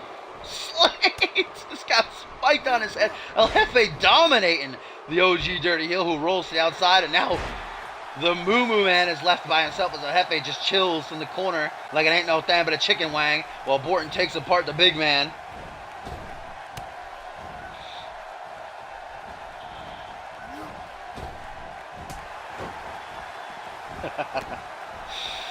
Xander Slate rejoins the fight now, goes right after El Jefe. For what looks like a sit-out powerbomb. Some oomph behind that one as well from Slate. Remember, took out Borton inadvertently with that boot. Remember, there are no pins, no submissions, no countouts, no disqualifications. The only way to win this match is for both members of one team to be driven through one of those wooden tables that are ringside. And there's more under the ring as well. Another tweet from Elijah Stewart, guys, says, let's go Vintage, show them who rules the tag team division. So Elijah certainly has his support behind Bacon and Jefe here, no surprise. Oh, I thought Xander reversed El Jefe there. No, Jefe takes him overhead as Bacon waits for Borton to get up to his feet, drops on the outside, woo! Gotta be careful, what? Borton flying, he's got them click powers on deck. Just flying in the air. Gotta be careful though, he was nearly put through that table, just like that. Now under the barricade wall goes Joey Bacon. The strength by Borton with that scoop slam. Looks like Hulk Hogan body slamming Andre the Giant right there as Jefe taking care of Slate in the ring. Now Borton, boom! Sit out powerbomb. Loving these facts. And Luger just replies to Elijah Stewart saying, shut up.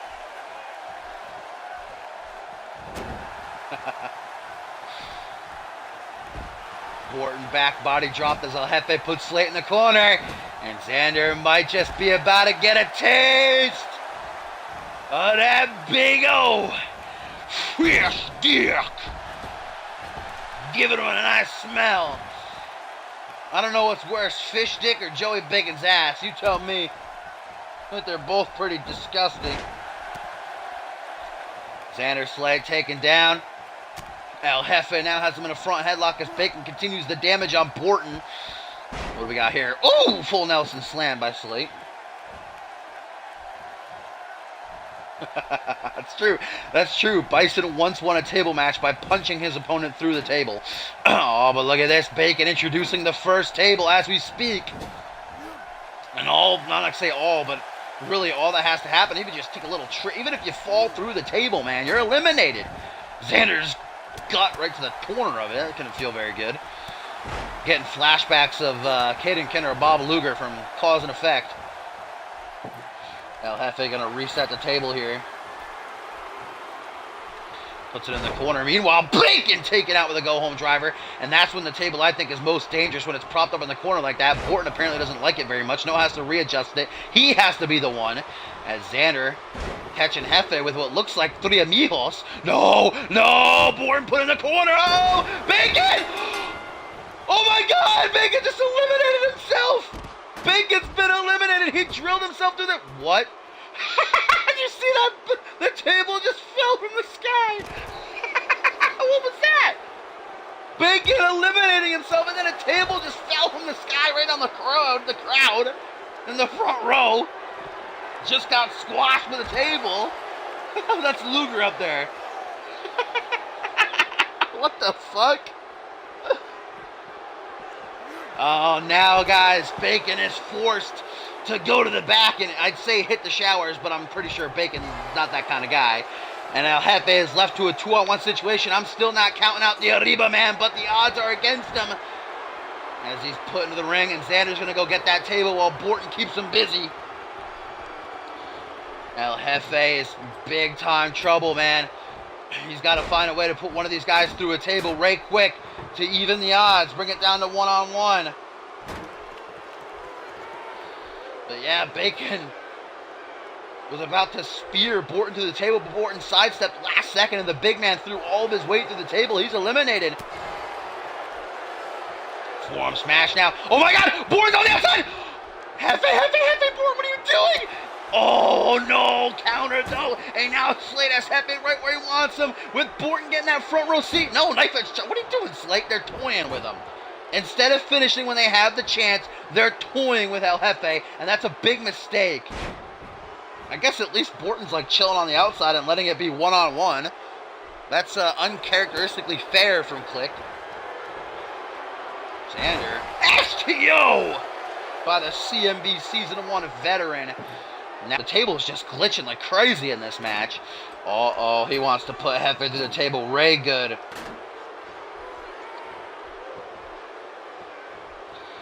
El Jefe now brought to his feet. Wow, this is actually kind of cool that Borton's just standing on the outside, actually letting this be a 1-on-1 match. Like I said, very... Oh! Oh, I thought it broke. I thought Xander eliminated himself for a second. Oof. Xander, don't be playing with me like that. Sets up the table again, with Borton just watching. Gonna grab some popcorn from the front row. Xander has El Jefe to his feet now. Up against the table. Oh, just gonna keep slamming it. Oh, we're gonna go here. We're gonna start this game, eh? Uh-oh. In the corner, that's a bad place to be. Xander just taunting Jefe. This is a big mistake, man. I'm gonna keep saying it. This is a mistake by Click. They should finish when they have this opportunity. They're playing with Click. Look at Borton just chilling on the outside. He should be helping. They have the numbers advantage. And of course, Xander's just gonna run a quick mile, check on his stamina. El Jefe's kind of like safe in that corner right now. Gut to the corner of the table.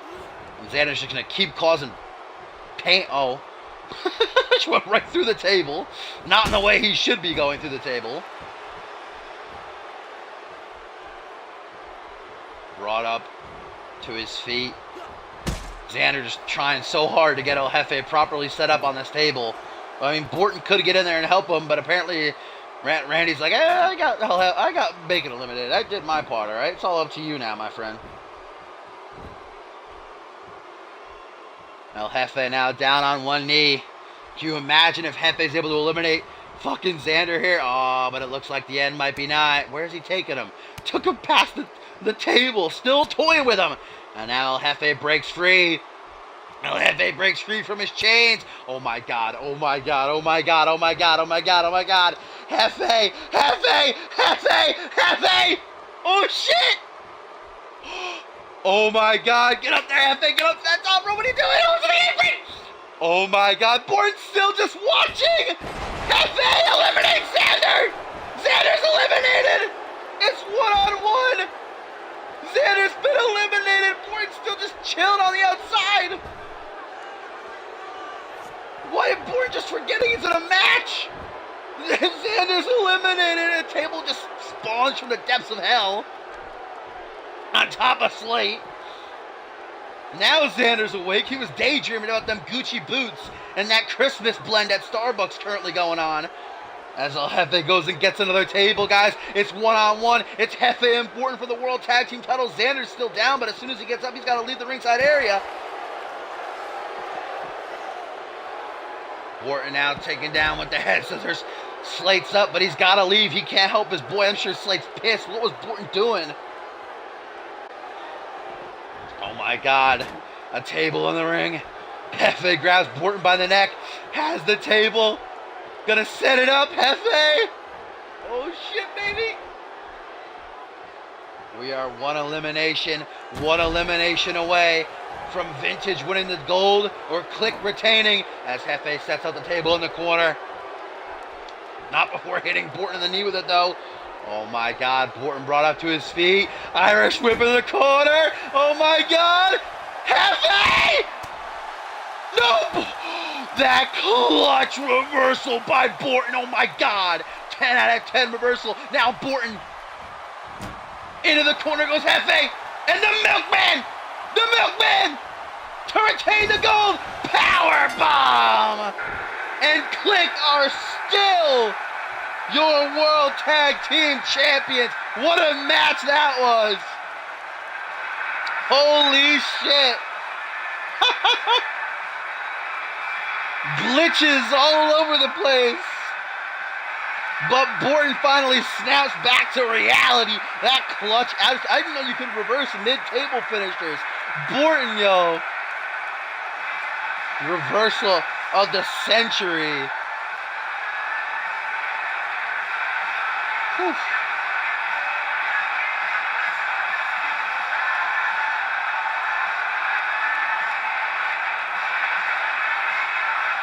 And here's what did it. Just as El Jefe was about to put Borton through the table with an exploder suplex, he countered and then a power bomb.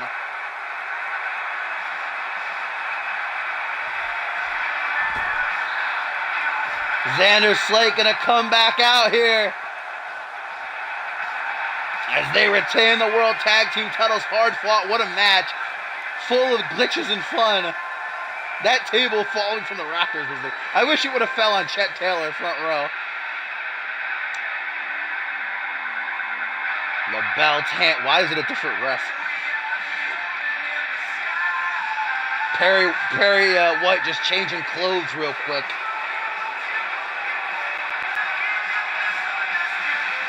Xander Slate, Randy Borton still got the gold, boys.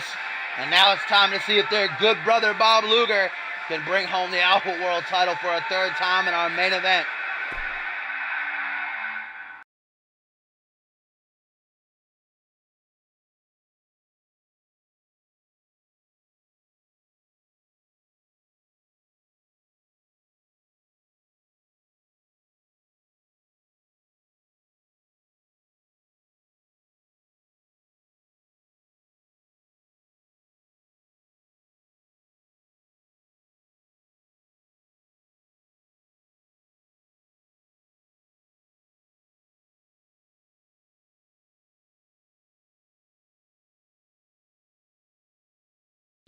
All right, here we go, my friends. It all comes down to this. The third annual Exodus live for the first time ever in CMV from Sydney, Australia, from down under. And it's time. Three of the best, not only on Genesis, but on all of CMV set to collide. Originally, remember, it was supposed to be a four-way with Tim LaFave included, but it was 2 weeks ago, or last week rather, that LaFave brutally breaking his arm. We don't know when Tim's going to be back. I'll make it tonight, so he's been pulled to the match, making it a triple threat, and it is not that MLP won't even have to be pinned or submitted here to lose his title. Luger can pin Elijah. Elijah can pin Luger. The title will change hands. Comes down to this. Three former and, of course, current champions. Luger already made history as the first ever two-time champ. Big history as the first ever three-time champ. Of course, Elijah on a mission to get back the title he lost at Death, wishing that clean slate and get that revenge against Luger and Click, while MLP just looks to continue and cement his reign as perhaps one of the best, if not the best, Alpha World Champions of all time. Of course, cashed in Money in the Bank after the main event of Death Wish, thanks to an assist by Elijah, was able to pin Luger to win the title. Ever since then, it has been domination. 4 weeks, MLP beat 4 former world champions, and Tim LaFave, Xander Slate, Reese Matthews, and then just a couple of nights ago, in a fantastic matchup, he defeated Elijah Stewart.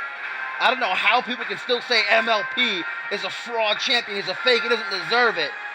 But any doubters that are still out there, they'll be silenced tonight if Pratt can somehow find a way to walk out of Exodus still the champion. Here, of course, comes the Golden Boy, the work ethic titan, the cardio maniac, and of course, Click Good Brother looks to follow up on Slayton Borton's success by becoming a 3-time world champion. He said his first reign cemented it was one of the best. His second reign was cut short. His third reign will span a lifetime.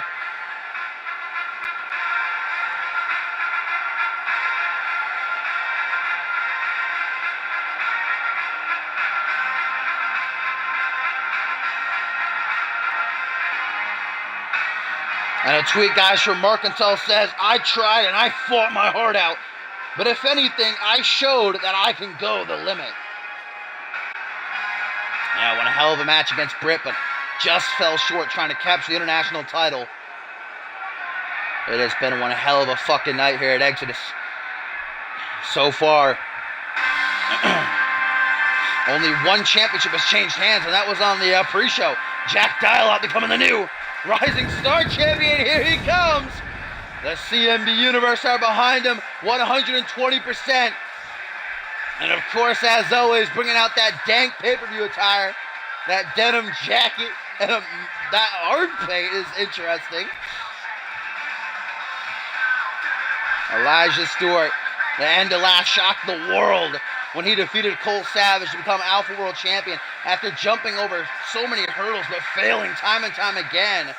Elijah finally did it, and Click robbed him of that at Death Wish in the clean slate, especially Bob Luger. This is Elijah's chance to get that championship back, and Elijah said himself that if he loses here, if he can't prove to himself that he can win the big one, then he might have to step back. He might have to leave. Elijah's given himself an ultimatum: win or reassess his position on Genesis.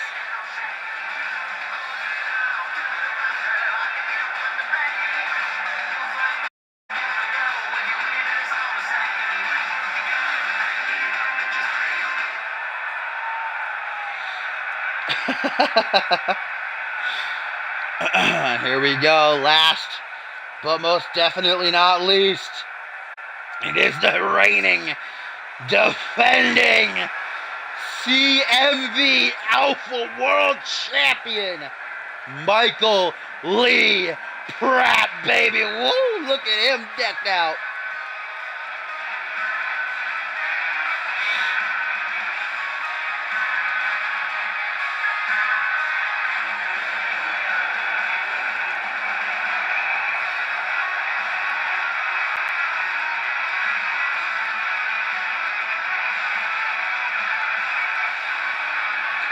Oh, guys, just before we get into the main event, we just got breaking news from the office of General Manager of Genesis, Cass LaFave, that due to Josh Wolf's actions earlier in the night, Cass has owned up to her word. She said last time, Josh, if you ever do that again, I'll suspend you. And she has for 60 days. Josh Wolf is suspended. Wow, that's a big, big hit to the resistance. But Cass said she'd do it. And she owned up to her word.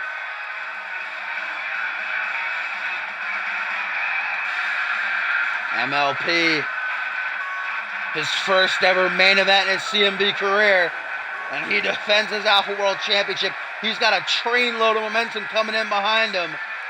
But again, he doesn't even have to be pinned or submitted here to lose his title. Luger can pin Elijah. Elijah can pin Luger. Remember, pin or submission only happen in the ring. There are no countouts, no disqualifications. Luger not looking very impressed ringside. We might see some team up from MLP and Elijah here. I would not be surprised, but at the end of the day, only one man can walk out with the gold.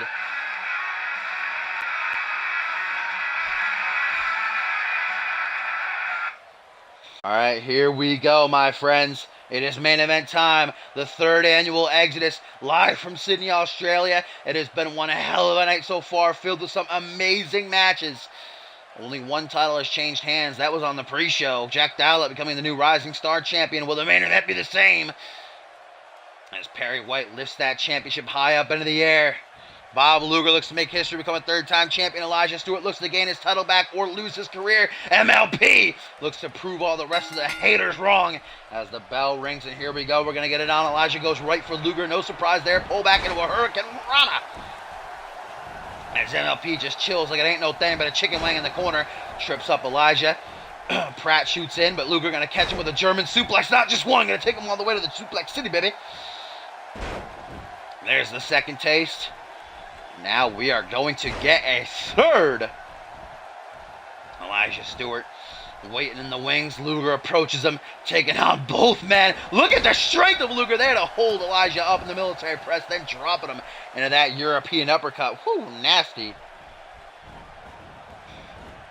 Irish whip. Elijah rebounds off the ropes, ducks it though, whatever Luger was going for, hits him with a clothesline. MLP still just chilling in the corner. Elijah closes it on him, reverse DDT as he slaps the tit on the way down. Elijah Stewart now already going to roll to the outside, looks for a quick reprieve as MLP stomps on Bob Luger's lower back, drags him away from the ropes. MLP now off the ropes with a lion salt. That athleticism on display by Pratt here.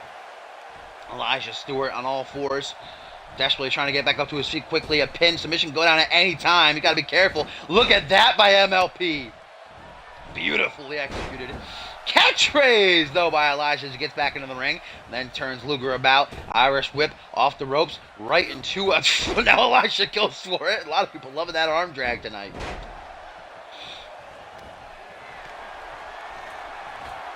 Now Luger with what looks like a... Ooh, suplex neck breaker. Pratt takes a moment to appreciate the CMV fans here, who I'd say are probably torn between he and Elijah Stewart. Bob Luger definitely doesn't have the fan support. He doesn't have the locker room support. Only his boys and Click. And of course Amber Briggs back there cheering him on. As Michaels put in a seated position, Luger perhaps looking for some elbows, but MLP's not having any of it. Forearm smash, gonna stagger him. Now shoots in. Stampede position. Gonna guillotine Luger on the top rope. Now it's Luger who has to roll to the outside. Elijah just got back up to his feet and gets hit with an inverted suplex. MLP's loving it, enjoying himself, having fun in his first defense. Here in the main event of Exodus. Forearm smash though by Elijah. He's all about having fun, but it's serious right now. Elijah has all but pretty much put his career on the line in this matchup. As he rallies for Pratt to get up to his feet, Elijah Stewart looks to take a risk as he does best. Double axe handle to the back of the head. Luger back to his feet, runs back in. Luger closes in on Elijah, but Stewart with that wherewithal, eyes the back of his head, saw Bobby Boy coming. The work ethic Titan dropped with a reverse DDT. Now the vertical position up on the shoulders for the fireman's carry. And snake-eyed on that top turnbuckle. Luger's not having a fun time in this matchup. MLP and Elijah doing a good job using the ring as a weapon. Now slingshot, leg drop to the back of the head as Luger was draped over the bottom rope. MLP again turns the fans. A lot of taunting, a lot of gloating by Pratt here in this matchup. Not a big fan of it, I gotta say. Luger gonna take out Elijah right towards MLP with that snap German. He was ready for him. Luger now stomps to the back of the head. The work ethic Titan puts MLP, the champion, defending in this matchup. Seated position, now to one knee from behind though. Elijah back up. Irish whip. Luger in the corner. The former champion gets an elbow to the side of the head. Closed in. Meteora by Pratt. And Elijah's like, hey, not so bad. But as he's celebrating, Pratt gonna put him in the corner. Now puts him up high, and this is no place fun to be. Elijah knows that kick to the chest. The good vibes kid soars through the air. Catches him. Does Pratt. Wow, what a reversal there. And now guillotine on the top rope. Pratt goes up high. Super risk about to be taken by the Alpha World Champion. Shooting star. He botched that big time. He hit Elijah right in the face with his knee. That looked ugly, guys. That was ugly. Elijah might be knocked out cold. I mean, Jesus Christ.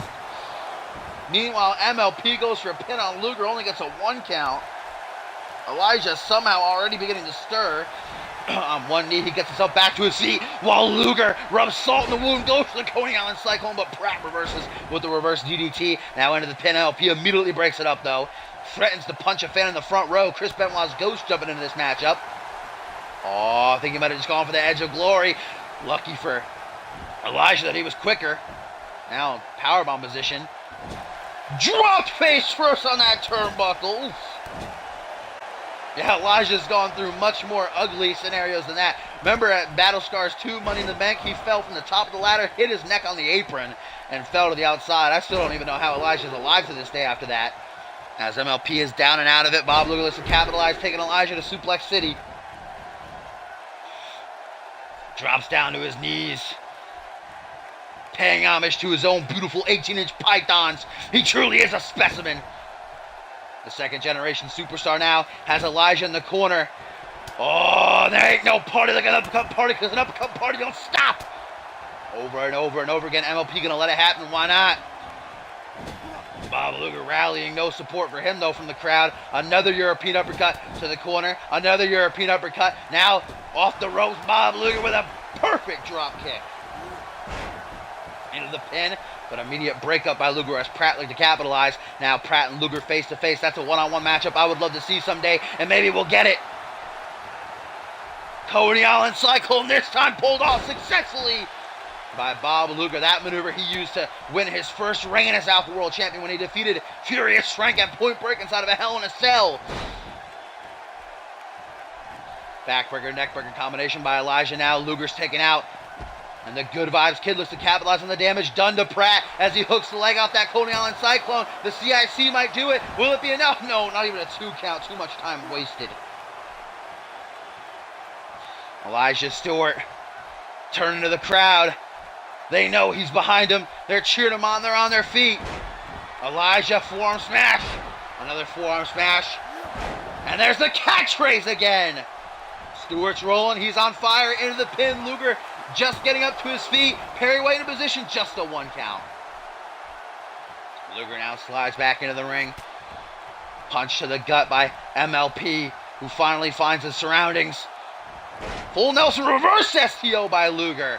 And Elijah's down. Luger turns to MLP. Shoots in. Again with the German suplexes. No, MLP's had enough. Throws him overhead. Now the champion closes in. Looks for the kill. Looks to seal the deal. Snap German suplex. Luger comes out of it with comes out of nowhere with it, I should say. And too sweet, me says Luger, but you're celebrating a little bit too soon, my friend. Elijah's still down. Luger sees his opening. Stalking MLP like a wounded animal in the wild. Shoots in. Luger landing. But Elijah's back to his feet. Luger can't make the pin. Stewart closes in. Goes for a clothesline. Caught with an Irish whip. Now Luger. Foam at the corners of his mouth. Shoots in. Countered though by Elijah. Goes for a choke slam. DDT though. Luger counters. Oh my God. Elijah's down. Was too much time wasted though. Or will this be enough for Luger to get the 3? No, only the 2. Elijah Stewart most definitely has had a hard time in this matchup since catching that shooting star press knee. As he looks to recuperate a little bit on the outside, but meanwhile Luger has this match won. Coney Island Cyclone a second time to MLP. Flips him over, hooks that leg. New champion, new champion. Oh, but a rope break. Luckily for Pratt, they're still intact in a triple threat match. But Elijah is still down, man. He's having all the trouble in his world getting back to his feet, but he fights through the pain just like he did at Death Wish. He was the last man standing, 1v3. He fought his heart out before he fell. Elijah to the top rope now, as Luger has MLP in a crossface. Yeah, I was wondering what the hell Elijah was going to go for there. Breaks up the hold. Clothesline to the back of the head. Luger's dropped like a sack of stone. Now MLP caught with a hip toss. Elijah Stewart senses it. He knows this is his chance to become champion once again, to prove to himself that he has what it takes. Out of the corner with a Lucha DDT. A lot of close calls in this triple threat already here at Exodus 3, live from Sydney, Australia. This absolutely amazing card has been as Elijah looks to force the champion MLP to tap out with this beast bite, but MLP gonna break the hold. Knee to the back of the head. Another, oh no, punch this time to the face as Luger on all fours now. You can see that he's grabbing at his jaw. What the hell happened there? What? Elijah using the force. He just saw Star Wars. But here comes Luger back into the ring. Elijah was stunned that he just didn't even lift a finger to take out MLP. Punch to the gut. In the corner goes the work ethic Titan. Now rebounds off the ropes. Looping palm strike. Just sending Luger into another dimension. Elijah hyping himself up. Boy, the Good Vibes Kid riding. Counters the kick to the gut. Might have been going for the Luger landing. Woo! By Elijah. Looking to tie up the legs in the figure four. But MLP's back to his seat. He should be able to break that up. Oh no, just going to stand there. Allow the pain to happen. Allow for Elijah to inflict this agony. Well, look at this. Luger reverses the momentum. And now the pain is on Elijah, who breaks the hold. All three men to their feet. Elijah, though, changes that quickly. MLP arguing with me. I didn't say anything, man. I'm a big fan. Misses that leg drop, and now Stewart going to pay dearly for it. Suplex and neck breaker. Stewart's taken out. And now MLP looks to shoot him for the win. Hooks the leg. 1, 2, but only a 2 count. Michael Lee Pratt in his first defense as Alpha World Champion. What a reign he has had already. 4 weeks he's beaten 4 former world champions. But can he beat 2 former world champions in 1 match? Can he retain his gold? Luger puts him in the corner. It's not looking good for Pratt. DDT though reverses. Elijah Stewart trying so hard to get back to his feet. But look at this! MLP locking in. The old Slate by Slate. Obviously a dig at Click. But Perry White says, no, no, no, he did not tap. Luger knows how to escape that. Xander taught him how. Look at this now. Team up by Luger and Elijah. That's interesting. Swinging neck breaker. MLP's taken out, guys. The champion's out. Remember, Luger can pin Elijah. Elijah can pin Luger. The title will change hands. Luger catches Elijah. And a swinging neck breaker. That rotation. Dragging him away from the ropes, making sure there's no rope breaks. Lateral press. Bob Luger, as he looks out at MLP, hopes this is enough. And it nearly is, but not quite. Now Luger brings Elijah to his feet. Hook to the jaw. Military press again. That power, that pure, raw strength on display. Drops him into the European uppercut. That took it out of Luger, though, who drops down to one knee. And now MLP is beginning to stir. The champion getting back up to his feet before it's too late. Lateral press by Luger again, hoping it's enough before MLP can break it up. No, only a 2 count. Elijah kicks out. Now here comes Pratt back in the ring from behind. Goes for a forearm smash. Luger saw it coming. Shades of Apocalypse. Up on the shoulders, torture rack spun out into the neck breaker. This could be enough. Elijah's down. Luger could have it. 3-time champion, 3-time champion, 3-time champion. Will Click reign supreme? 1, 2, only a 2 count. MLP survives. He fights through it somehow, some way. But Luger now gonna go for a submission as he turns MLP over. Rings of Saturn cinched in. That's an immediate rope break. Good call by Perry White as Elijah's back to his feet. Tries to catch Luger with the Good Vibes. Gets a Luger landing instead. Luger, you can tell he's absolutely drained. All he has to do is make the pin. He does just that. Hooking the leg of the Good Vibes Kid. 1, 2, no! Stewart denies Luger the right. Denies him the privilege. Now Elijah throws him overhead with the fireman's carry. Stewart, front headlock. MLP now trying to get back up to his feet. Maybe looking to make it over the ropes to help him. Inverted atomic drop by Elijah. Right where the sun don't shine for Luger. And now Luger's taken out of play for the time being. Elijah tries to capitalize on that. The MLP counters. Now middle of the ring. Goes for a scoop slam. Knee to the midsection by the Good Vibes Kid. Elijah shoots in. Scoop slam. Countered by MLP. 1999. It's a reversal fest in here. But MLP looks to bring it all to an end. The champion, Michael Lee Pratt, with the edge of glory. 1, 2. No! Elijah kicks out. Luger just gets in the ring. Too sweet, me baby. Now, Luger and MLP face to face. Elijah staring up at the lights. This match might be over for him. MLP and Luger. Toss overhead with that fireman's carry. And look at that. MLP with the too sweet me. Mocking Bob Luger. To the side of the head. MLP should have capitalized when he had the chance instead of taunting, instead of mocking. Now a reverse DDT into the pin. MLP out of desperation late into this matchup. Any maneuver could end this match at this point. Only a 2 count there, though. Elijah is finally back to his feet and letting everybody know he's okay with a dab. Dabbing on all the haters in the crowd from behind. MLP didn't see it coming. Director's cut. Luger, wrong time to taunt. Elijah shoots in, tosses him to the center of the ring, goes up high. Stewart takes the risk. Drop kick to the chest. But now MLP. Kick to the midsection of Stewart. Counter though by Elijah. Good vibes! Oh, but MLP no sells. Jawbreaker. And now Pratt with a kick to stardom. That's what he beat Elijah with a couple of nights ago on Genesis. MLP knows that. Making sure there's no rope breaks. Luger still down. Hooks the leg. Pratt to retain his gold. 1, 2. Only a 2 count. The heart on display by not only Elijah, but all 3 of these men. Putting each other through hell. Forearm smash. Countered. Bob Luger on one knee. He's just about to get back to his feet. It's a reversal fest between Stewart and Pratt here. There's that belly to belly, though, that hip toss.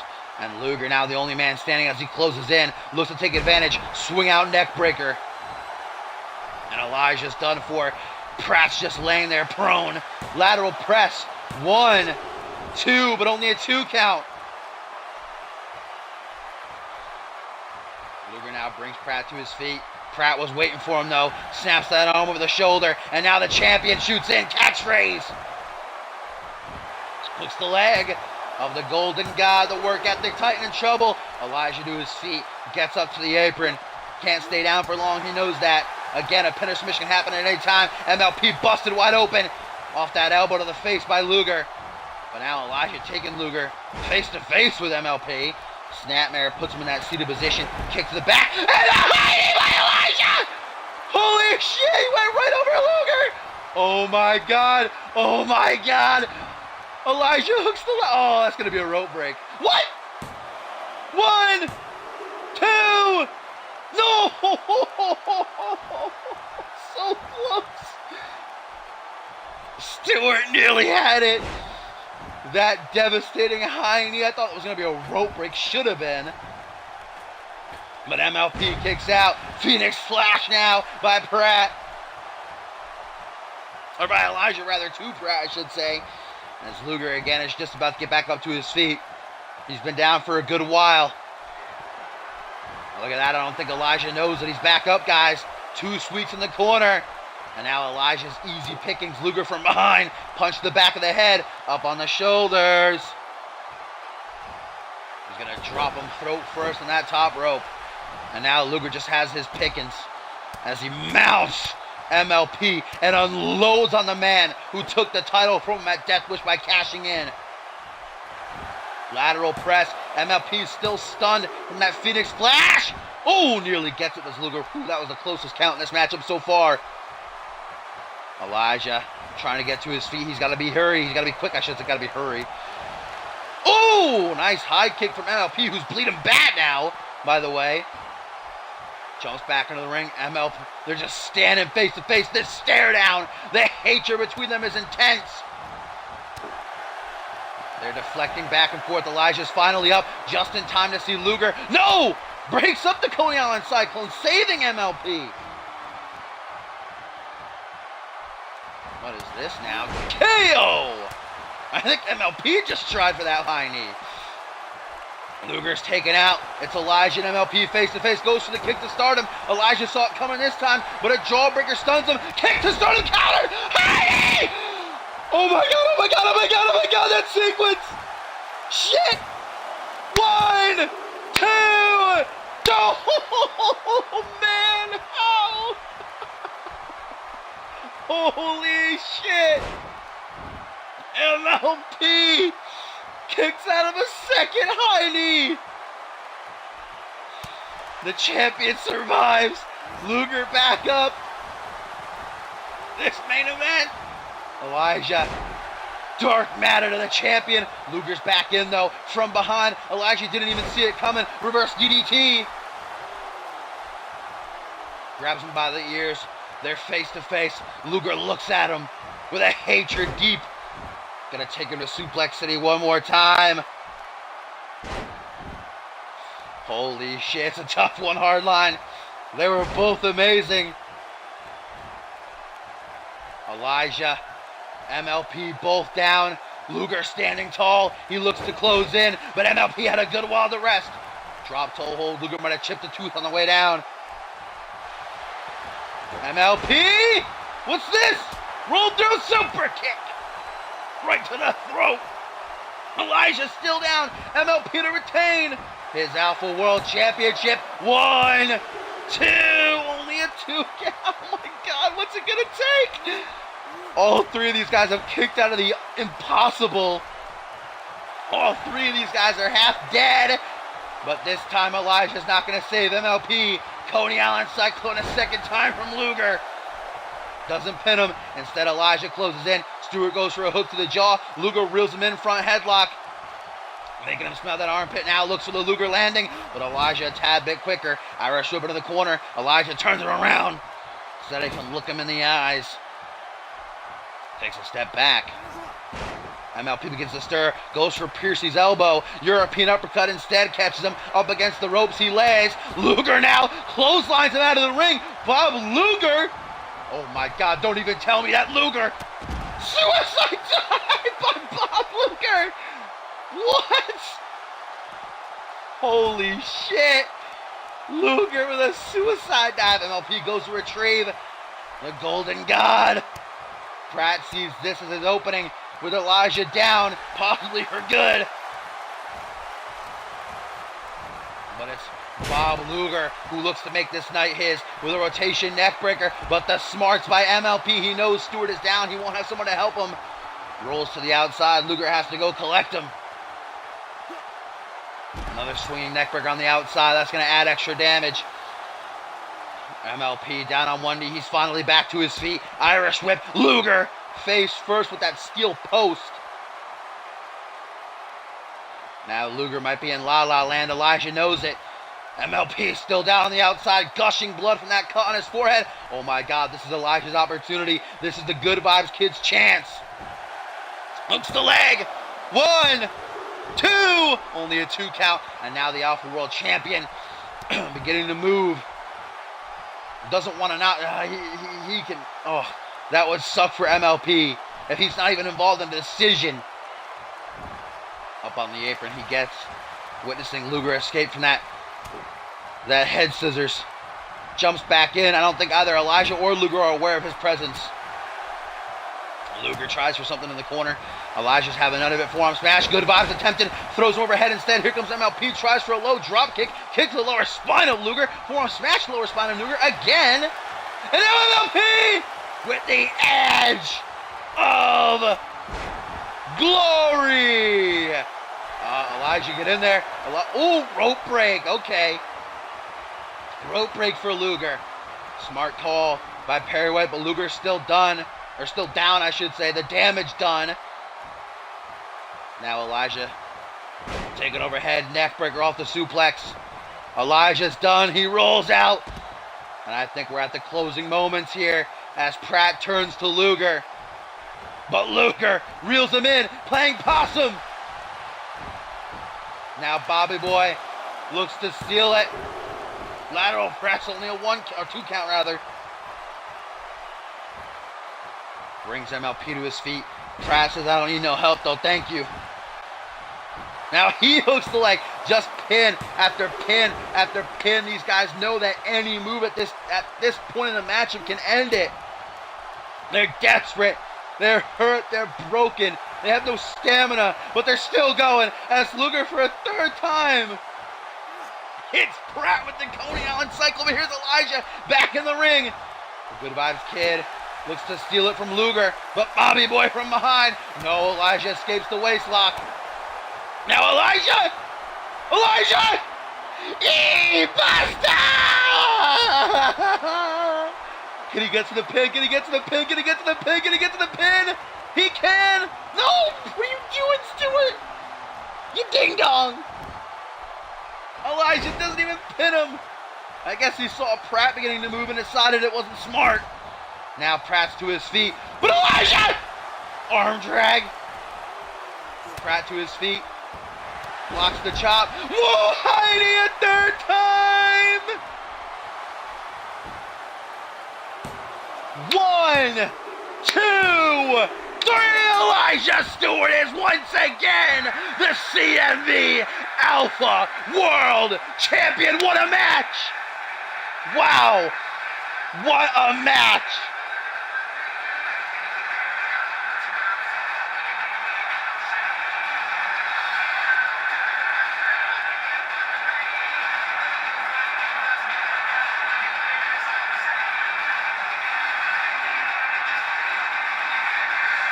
What a war between these three men.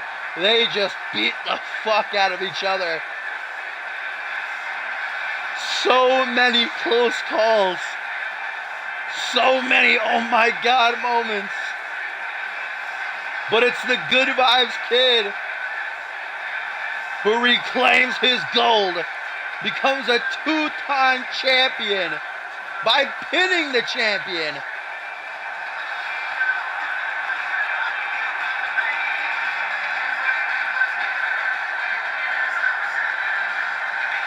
Elijah Stewart, ladies and gentlemen, has to be on top of the war in a match where he put himself in a difficult position. Said, if I don't win, I'm leaving Genesis.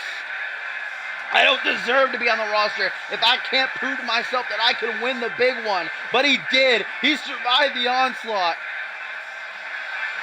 Somehow, some way, Elijah Stewart found a way to walk out of Exodus 3 in Sydney, Australia with the gold once again.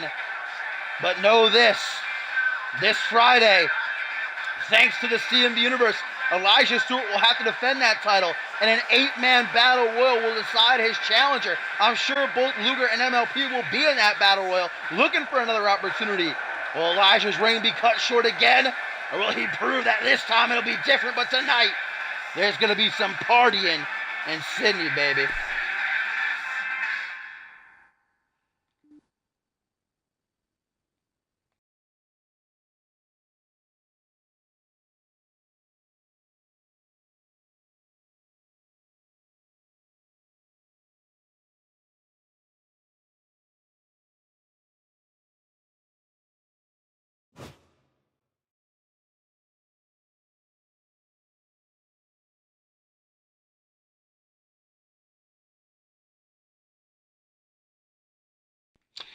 All right, guys, thank you as always for watching. That was a simply amazing pay-per-view. Top to bottom. No, it's not in a battle royal. The battle royal determines who Elijah will face later on in the night. It was chosen on the poll. That's this Friday, though. Who is Elijah going to defend against? We'll have to wait and see, but amazed. So many great matches. Fucking Jaquan Shea, Matsuda Tanaka was great. Marketel, Chris Andrews was fucking amazing. I loved that Elimination Tables match. That was hilarious. And, of course, that main event was simply phenomenal. The Rage in a Cage was awesome, too. Those 6 guys beat the shit out of each other, and Knox retained again against the odds. That's incredible. It's actually, I just received word from General Manager Castle Fave about a big announcement she's planning for the next pay-per-view, of course, Validation, which is just 4 weeks away now. The first cross-band pay-per-view of the season. Fusion Genesis coming together. Some big matches already announced for that. And I just got word from Cass about another huge one. You'll have to wait to see what it is. But guys, thank you for joining me. You like what you saw, make sure you drop a follow so you know when I go live. If you would like your call featured on one of our shows, you're more than welcome. It is Xbox. And you can do ! Join in the chat, which will give you a link to our website. All you gotta do is click on that, choose a username and a password. Bam, 2 minutes, you're in. ! CMV will let you know more about us. You can follow our Twitter, official CMV _ for updates and all that. And our Discord. If somebody can post the Discord link, I don't know what it is. You could join that as well. All the past episodes of my YouTube channel, if you want to check those out, guys. So I'll see you tomorrow for the Fallout. Well, not the Fallout of